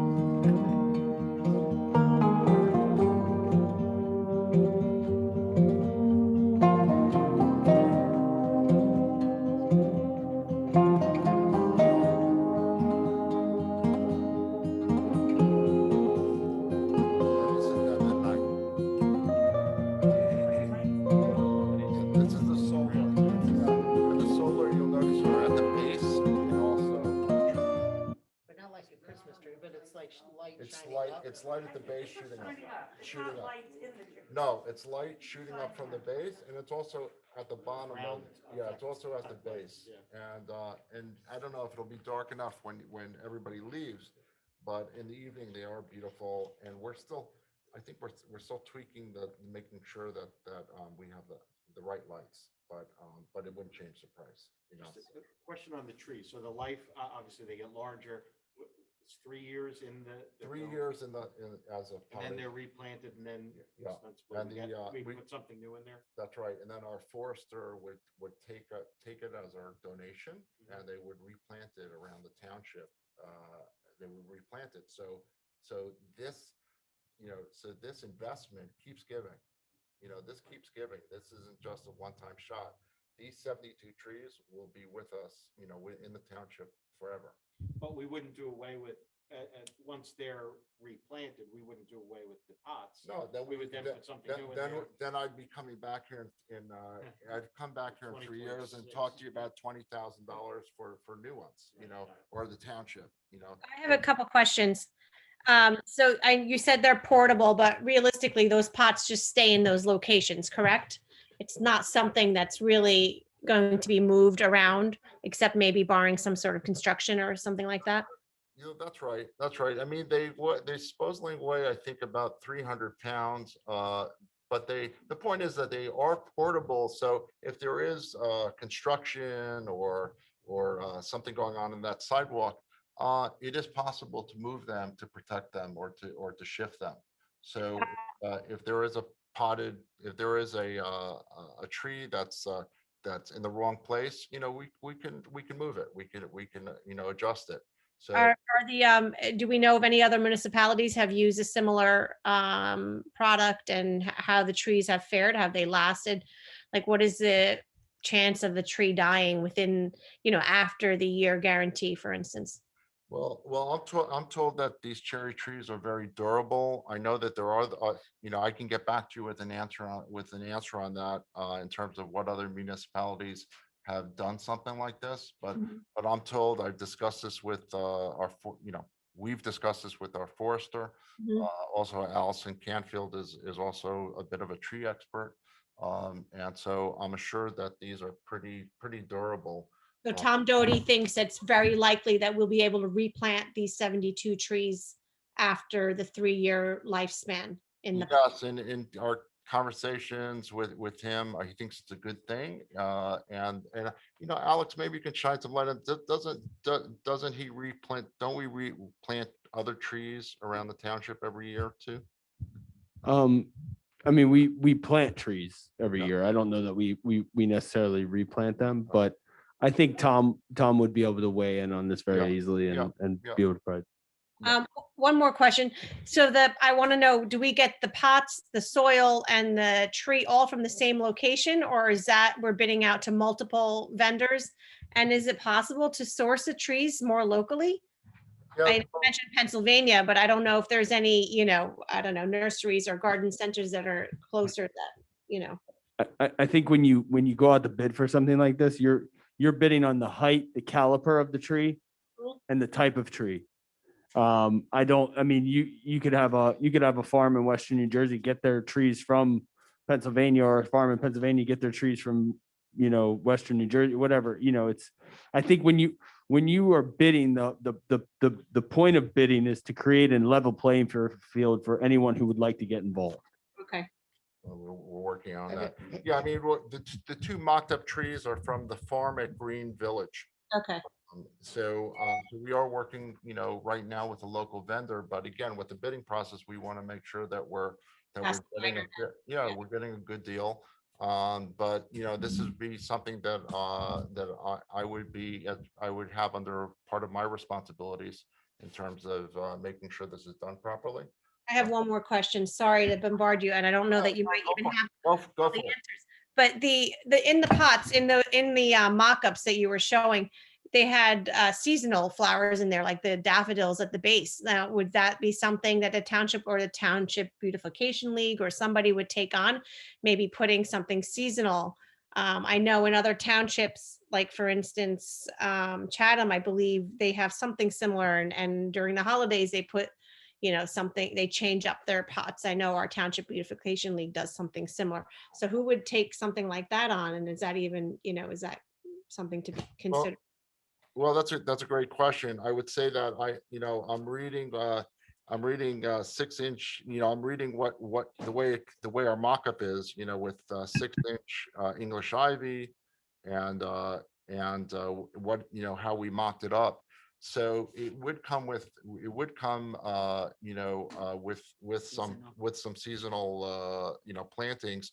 But I mean, we would be open to working with some of our other organizations as we go forward.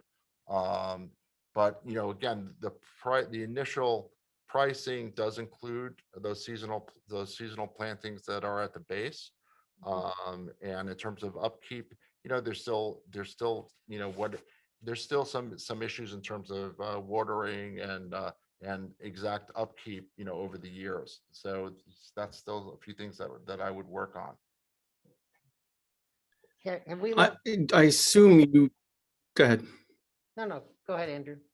I was just going to ask you, did you happen to look or ask if there are options that maybe last longer than 3 years, or, if you could get 5, 8, or 10? Because I just wonder, if you have to go back for 100 and whatever, 16,000 every third year, at what point does the committee deny it and then they're just empty pots kind of sitting there? It's not 116. It wouldn't be 116, Andrew, because you've already invested in the pot and the illumination. So it's the cost for the tree. So I don't know what if they cut out, no pun intended, what the cost of the tree would be. Well, I have that. I mean, the base, right now I have a breakdown of the prices that compose the $16,000, but the chair, $1,600, excuse me. But the cherry tree, could be somewhere around, $250. But again, if you buy them in bulk, we're expecting, to do better than that. But for instance, I'm sorry, Richard, is there labor then that we would have to pay to replant these trees too? And is that something like that the township does? I'm just. in our discussions, I think the township would take on replanting them because we would be donating them to the township. But we do have in the $1,600 price, we do have labor. We do have extra labor, for filling the pots and putting in the plantings and moving them, around the districts. So that number is a maximum number that includes labor and everything, and we're hoping that that's a maximum number, that it'll be a bit less. So have we looked at other districts, like how many trees would near Short Hills train station, for example, by the pharmacy? If we were to consider, buying those trees, how are they every so many feet? Great Like, question. do you know how many? Yeah, I trees it would do. I be? actually do know. So right now we're considering 42. We've actually measured with Alex's help. I want to give Alex a shout out for getting this together. We actually measured in feet, both districts, in terms of length. So right now we're considering approximately 42 trees in Upper Milburn Avenue, 30 trees in Lower Milburn Avenue. And the way it would be spread out is approximately every 30 to 40 feet on both sides. And that would be, our general layout. So 30 to 40 feet, and it would be somewhat symmetrical for both sides of the street. And we would have, there would be a team, a kind of a team working on this to make sure that they look great, in the right spot. And again, if we make a mistake, the beautiful thing about these is you're not breaking sidewalks. Okay, we'll bring our crew, we'll ask DPW to move them if we have to. Yeah, I guess I was thinking if to expand it into the other district, how many trees might it take? Like by the pharmacy Right. up there, the post office. We would have to, to do it right. And then again, this is kind of new for me, but to do it right, we actually ask Alex to send somebody up with one of those measurers, and we would measure by foot the blocks, the block sizes, and then kind of divide, and then look at look at like Google Maps from the top and trying to make sure we have the right layout. So it does take a little finessing, but I think that the township is committed to making the initial purchase. I just think it's a great opportunity for us to use our streetscaping money in an effective green manner, and again, this is not a one-shot deal. This is something the town will get these trees I also want to respond to Andrew. Andrew, my understanding is that the reason why it's 3 years is that the trees grow and you can only keep them, potted up to about 36 months. So, at some point you have to take them out and they have to grow. So 3 years is about the rule of thumb from what I'm told. Richard, just a thought and question. One, to reiterate what someone said earlier, just to really make sure if we do this to get references from other towns and really know that it's a proven resource. I think my bigger question is just in the context of our overall goals and our overall budget. My concern is, it sounds like, I'm curious to see the ones outside. It sounds like a really interesting idea that could be an enhancement. My concern is if we only have $25,000 in total for signage and streetscapes. And I think we've had a lot of other thoughts and ideas of signage that we potentially want to have across the districts, and understanding from the merchants what they feel is most important. It's a question of what's most important. I don't know. I know we have a survey that's out there in the different districts, but just getting to hear from merchants, and in terms of us, you were reiterating earlier, the objectives of our board and our organization is really increasing revenue, increasing traffic, more business. How would we get the biggest bang for our buck? And I don't know what the costs of other things are, signage that we've been talking about and other types of streetscaping. So I think for me, I'm having a little hard time. This is just a lot of money, right? This is more than half of the total that we have. It was relative to our budget, right? Yeah, It's a lot of money. And what other things are we looking to do? And is this the right investment of $16,000? I guess that's part of my Well, again, Tracy, thank you for the question. Right now we have two line items. We have streetscape aesthetic improvements for $11,089. We also have another line item of lighting, signage, historical markers for $15,000. Both of those line items come out to $26,089. So you're right, you could do, there's a lot of possibilities. $26,000 is a limited amount of money. But, and again, this is just a proposal. This is something that I'm bringing to the board because the town is doing it. The question is whether we would like to piggyback on it and help with this. And again, I think trees are, I think it's a really good proposal, but again, it's up to our board. This is why I'm bringing it to the board. Thank you for bringing it. Yeah, It's very yeah, and it's intriguing. something I've been working on, but the town is doing it. Question is, do we want to hop on, and buy some trees? Just sort of piggybacking off of that with this would be about 10 trees, you said, Richard? Yeah, and 10, this would be 10 trees, but again, it could be more or it could be less, Right, depending on what we get back. But I mean, in To terms of, Tracy's point, it could be less than that, it could be more than that. right, 10 trees is, and it's very likely through our bidding and when we're done, that 16,000 number might be lower. Maybe. but those trees, but now you guys have decided that it was strictly on Milburn Ave, though. To Stephen's point about, Chatham Road, is it possible to put any of those trees there, things like that? Or is it only on Milburn Ave? No, I would say, I would say that if we buy 10 trees, I would say that the board, if you want different placement, I think we have 10 trees, so I think that's something, I think that's something that we have ownership of. So if you don't want to put the 10 trees in upper or lower, That's what I'm asking, basically. Do we have ownership of those 10 trees? Can we decide where they go? It's our 10 trees. So, so if you don't like the placement, I can show you the map in terms of what we're thinking. but, Right. if you That's want- what I want. You're Yeah, right, that's what I. was yeah, gonna say. I If have, not now, sometime between now and the next meeting, at least, Yeah. that we get to see a proposed layout. of Schematic. a schematic, how many trees go along, how many yeah, I have. linear feet. I have that and I can get that to everybody, but I would say if this is something that we wanted to do, that the town, that we are in the, initial stages of bidding this. But if we wanted to do this, I would really say that we'd want to make a decision probably at the next meeting. I can get all the information. But if we wanted to do this, I would really push to make a decision at the next meeting if you wanted to pursue this. I think by the next meeting, if we had that additional, like the schematic and, I actually, I actually have the schematics, that I'll forward everybody after the that'd be meeting. great. I'll send you, the, kind of the jurisdiction of where the trees would be. So I have that already.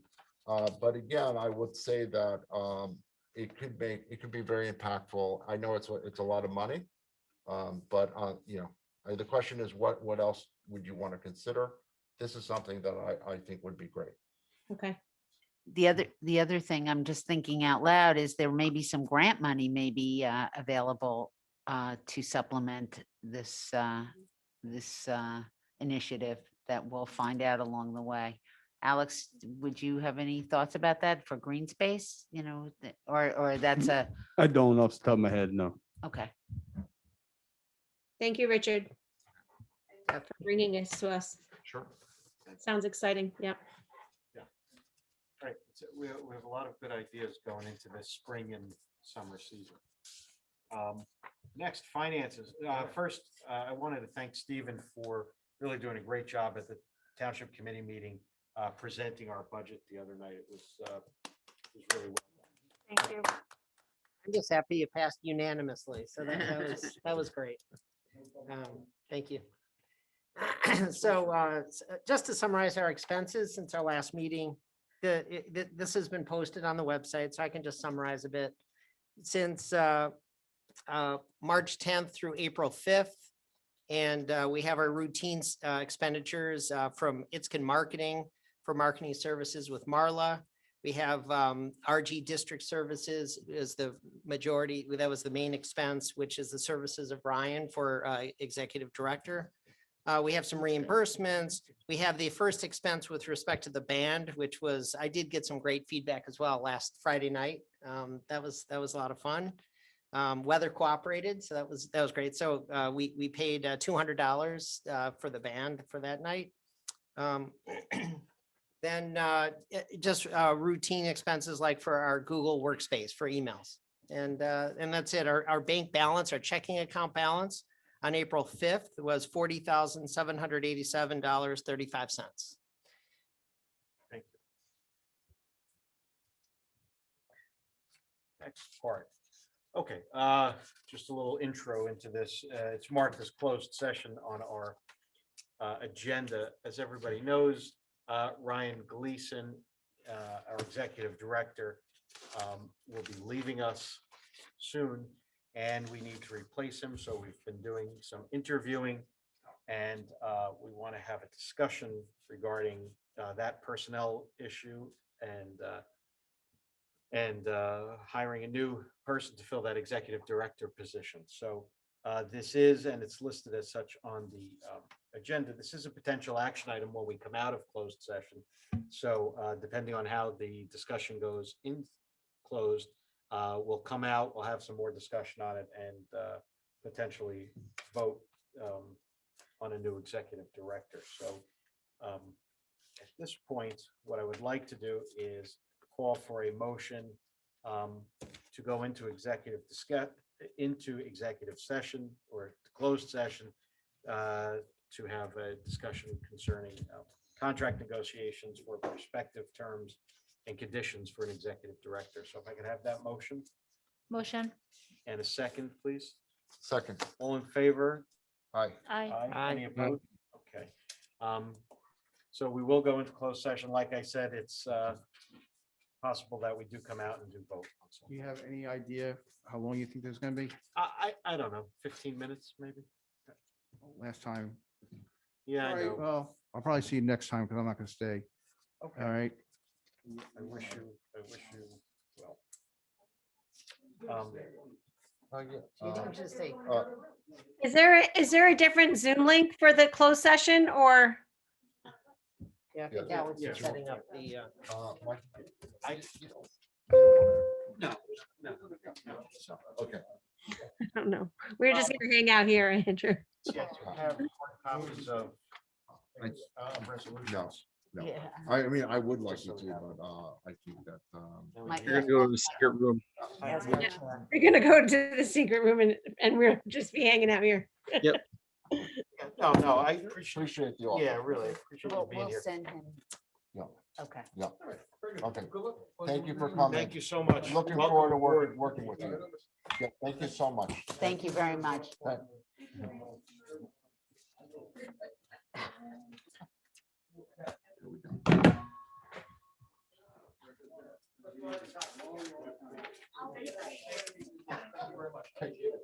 Can Vicky come with us? I want this- I want Vicky to come. I want Vicky in there too. I want Vicky to come with us. She knows what's going on.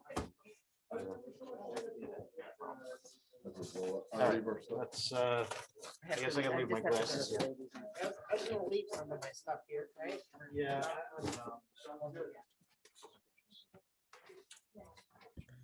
Hey, guys, are we getting a different Zoom link? No, I think Alex is connecting it. Okay. Hang out. If not, let us know how it turns out. Yeah. Oh, you're coming in. I will see. Yeah, I just sent you an email with the Zoom link. Okay, okay. Coming soon.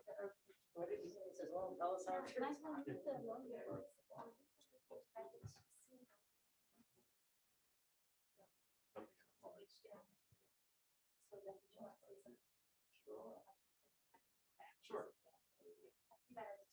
Yeah.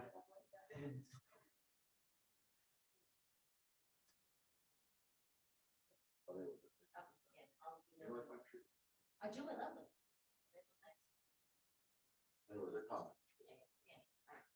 Yeah. I'll be here waiting.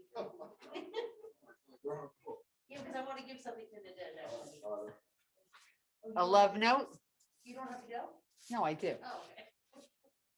No, I have some event stuff that I want to give her that I thought maybe. Okay. Yeah.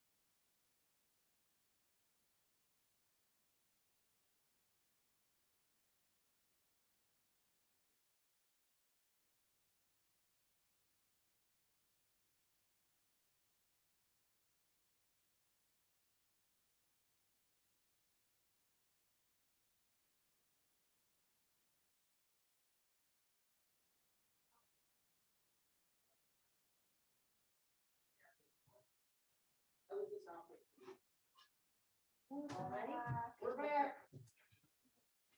Our loyal citizens. You are a trooper. Yeah, look at that. That's awesome. Yeah, thank you.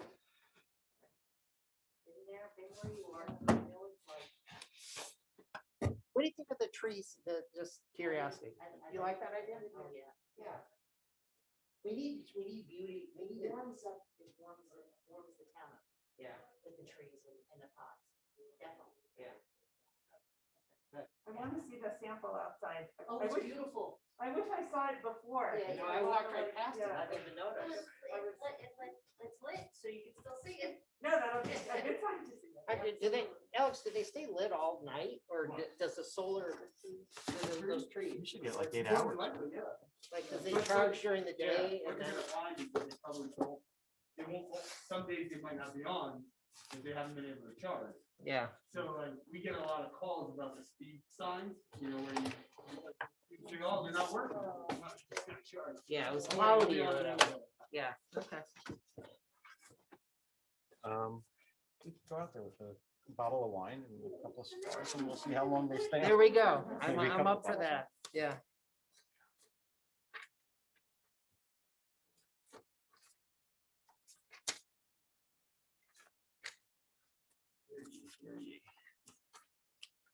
This is what, then there's announcements, but we can Oh, that's Bruce. Yeah, that's the we started abbreviated. at 6. We're trying to get out before 9, right? So that was the goal, right? Yeah. That was the goal of starting early, so we didn't have to be here till 10. That's a really good idea. Thank you. That was tremendous. That worked out well. Right, because between 9 and 10, I get tired. You get loopy. You're right. Yeah, it's a long day then. Are we good? We're on. We're on? Mike's are on. Okay. I just have a motion to come out of closed session and go back into open session. Motion? Second? Second. All in favor? Aye. Okay, just to briefly recap, we went into closed session for the purpose of discussing potential contract negotiations and personnel issues, specifically regarding the hiring of a new executive director. So we, over the last I guess, couple of weeks since Ryan Gleason announced his departure from us, we've been interviewing a number of people from different SIDS and different levels of experience. And we have come across an individual by the name of Stephen Grillo. And Stephen Grillo is has a wealth of experience both in this state and in the state of New York, and has started, in fact, more than one bid SID organization in Staten Island, and has stayed there for a number of years. Now lives in the state of New Jersey, or has for quite some time, and really has, I think, the right temperament, the right level of energy, the right gravitas to take over this position and really help us build the foundation that we sorely need to manage us on a daily basis, take some of the tasks away from the volunteers and really help continue to professionalize this organization for the benefit of everybody, and most importantly, the merchants. Am I missing anything, Jackie, head of No. Chief Human Resources Officer? Yeah, Staten Island Economic Development Corporation, first vice president, served with them close to 10 years.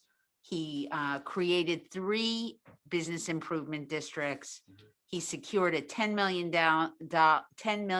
downtown revitalization grant from New York State.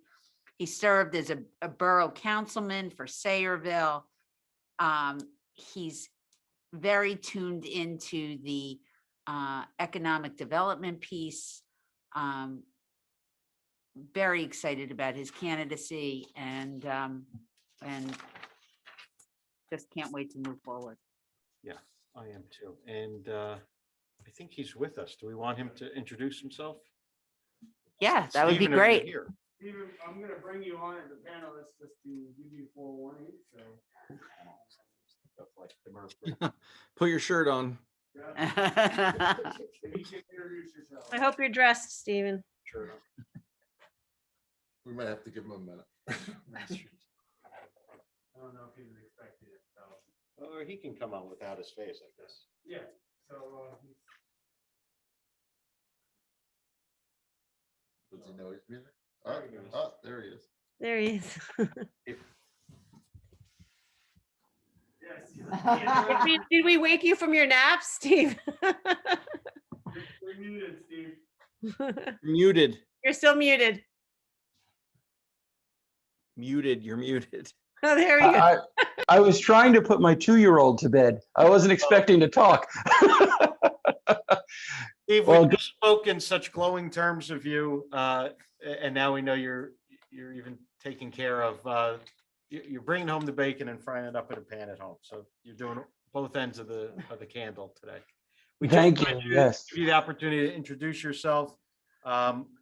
We're very excited about the prospect of you coming on and helping our organization, and just thought you could introduce yourself briefly to everybody. Absolutely. Well, thank you guys for this opportunity. It's been a rapid and exciting process.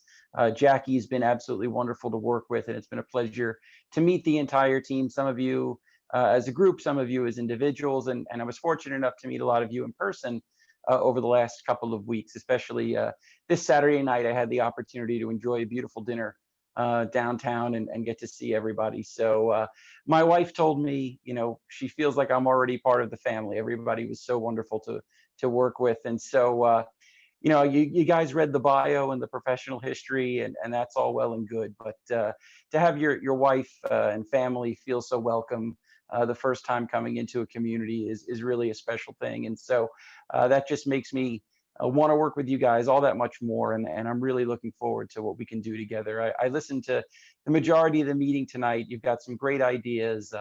I've got a laundry list of things I already want to do, and I'm excited to work with you guys. So this is going to be a really terrific experience for all of us, and really appreciate all of the commitment and moving forward so quickly. Thanks, Steve. Thanks, Steve. Thank you. My pleasure. Should we let him go back to? Yeah, please. Like go your back. daughter. Well, unless he wants to hear our vote, right? Right, unless you want to. There she is. Okay, we're gonna put you on mute. So cute. Good night, guys. Good night, Well, everyone. Good night, Steve. Good night.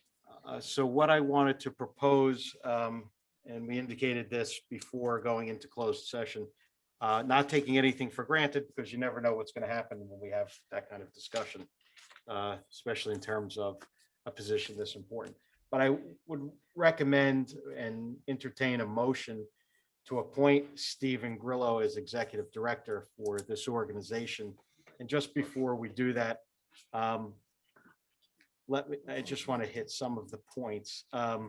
Steve will be, we would be retaining his services as a contractor through his LLC, and I'm just struggling with the name of it because of course, It's I don't have Urban it. Solutions Group. Urban Solutions Group. Okay, and he's the sole member of that group, I believe. So the agreement would be that he is the he's the sole proprietor, that he is the one who will be acting as our executive director. It's not like we're hiring a company and they're going to send us one of 20 different people. It's Steve. And he'll be compensated. The term of this agreement will be for 1 year, so effective May 1st of 21 and through April 30th of 2022. So he would, rather than just have him to the end of the year, and really reflecting the commitment that he has promised to us, that we would put him on for the full year. And we certainly would expect him to be longer than that. But he won't be a corporation employee. He'll be a consultant to us, which means he will not receive either health benefits or retirement benefits. And frankly, that's different than his current job. So when you'll hear that his 1 year compensation will not exceed $105,000.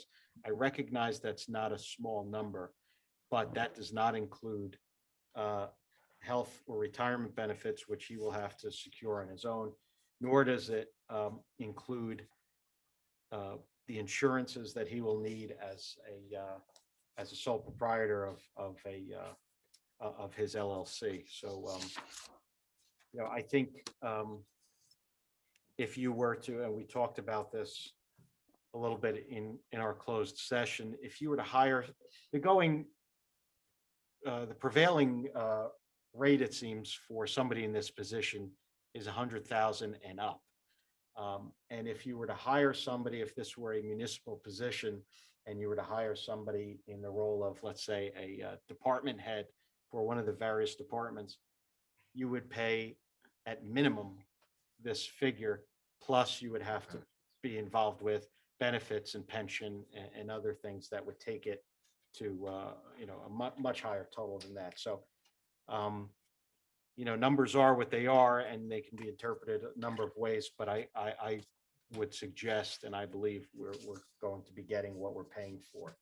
And that to have somebody really with us at the foundation to really drive the agenda here for us and to take our ideas and execute on them. It's important to have somebody of his quality and experience. So I've said a lot and probably too much. But that's, I thought that was important because I don't take, and I probably say this twice a meeting, I don't take lightly things like expenditures and salaries. I really don't. And I recognize it's all a matter of perspective. Some people may think it's not a lot of money. Some people may think it's an exorbitant amount of money. But no matter where you are in that conversation, if you get what you pay for and we get a return on our investment, and it's exactly what it is. It's an investment in the community and in the organization and in our constituents. I think it'll be money well spent. So that's my story on this. So I would ask for a motion to again appoint Stephen Grillo as executive director. We will, now that we're really moving up, now that we have counsel to us, we will work with our form contract and put that together in a final form and get that over to Stephen for his execution and approval.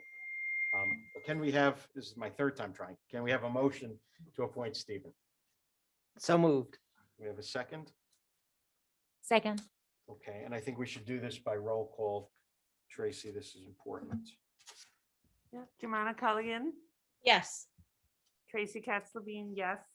Andrew Morgan, Yes. Nadej Nichol, Yes. Michael Parlavecchio, Yes. Richard Wasserman, Yes. Stephen Weiner. Yes.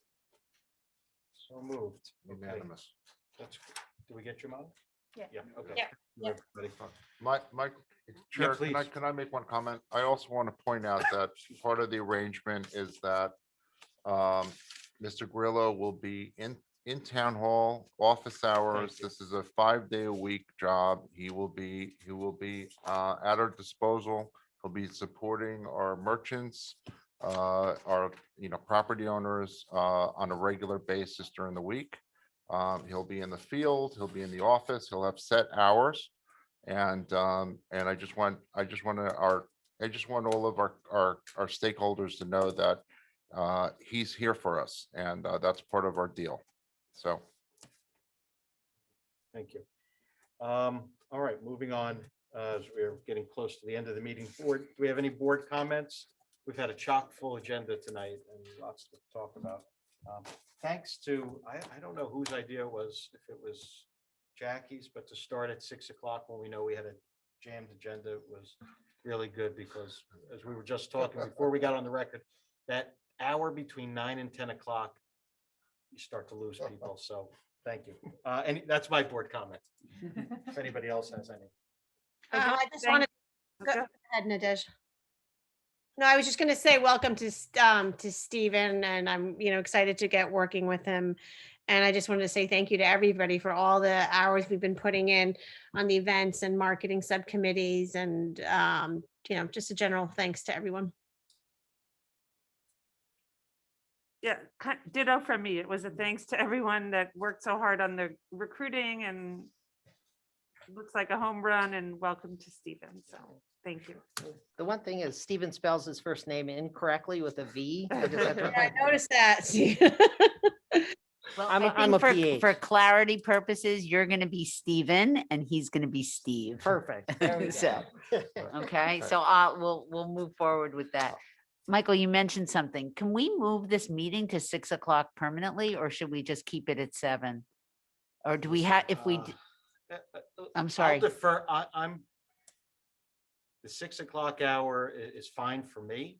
You know, I don't know what everybody's work situations are. Usually we start at 7 because of work and commuting, but if, you know, if it's 6, I don't have an issue with that. Maybe it's something we think about. Yeah, you know. it's not great for me, but, Yeah, right. but, you know, 6:30? 6:30?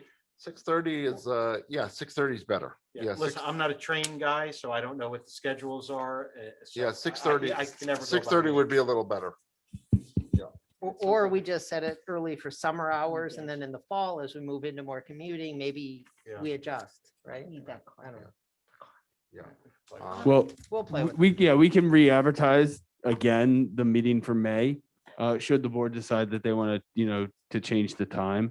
But if you are going to change it on a more permanent basis, then I think we should do that for the rest of the year. But if it just so happens, I think, you know, I'd heard too that, you know, part of this is to be able to get some additional merchants to the meeting, and 6:30 may do that.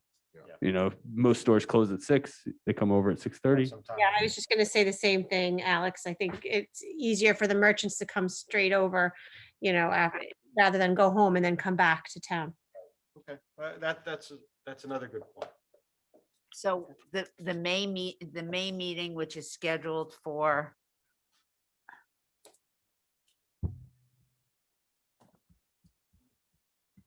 Hold on.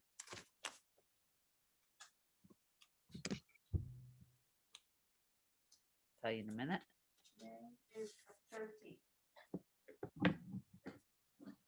May 13th. Right, so Or should we the be, should 6:30. we move that to 6:30 and make that an 6:30. official? Yeah. That's good. We can make an announcement now and then we can post it. It has to be Um, advertised then, because, yeah. Yeah, so the meeting scheduled for May 13th, 2021. Originally noticed at 7 o'clock will now be at 6:30 PM in the Milburn Town Hall in this room And on Zoom. and on Zoom. For those who- Great.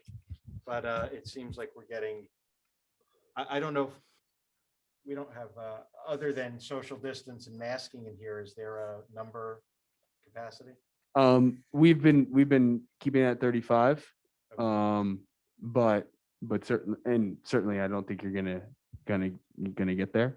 No, so- no. I'm Hey, come on. just want to say that. We got fans. We got some fans. And every month there's a little more Yeah. sunlight, so let's see what happens. Okay, so we'll Okay, so reconvene. 6:30 it is. That's good. Okay, so everybody remember, May 8th. May 8th, Fame. 6:30. Oh, I'm Oh, sorry. no, May 8th, I'm sorry. Fame May, that's Festival. that. Come on, Jackie. Thrown me off. All right, that's an important announcement, May 8th. Well, from 9 AM until 9 PM, really. Right, exactly. It's a marathon day in Milburn. I'm volunteered and my daughter is voluntold. Okay.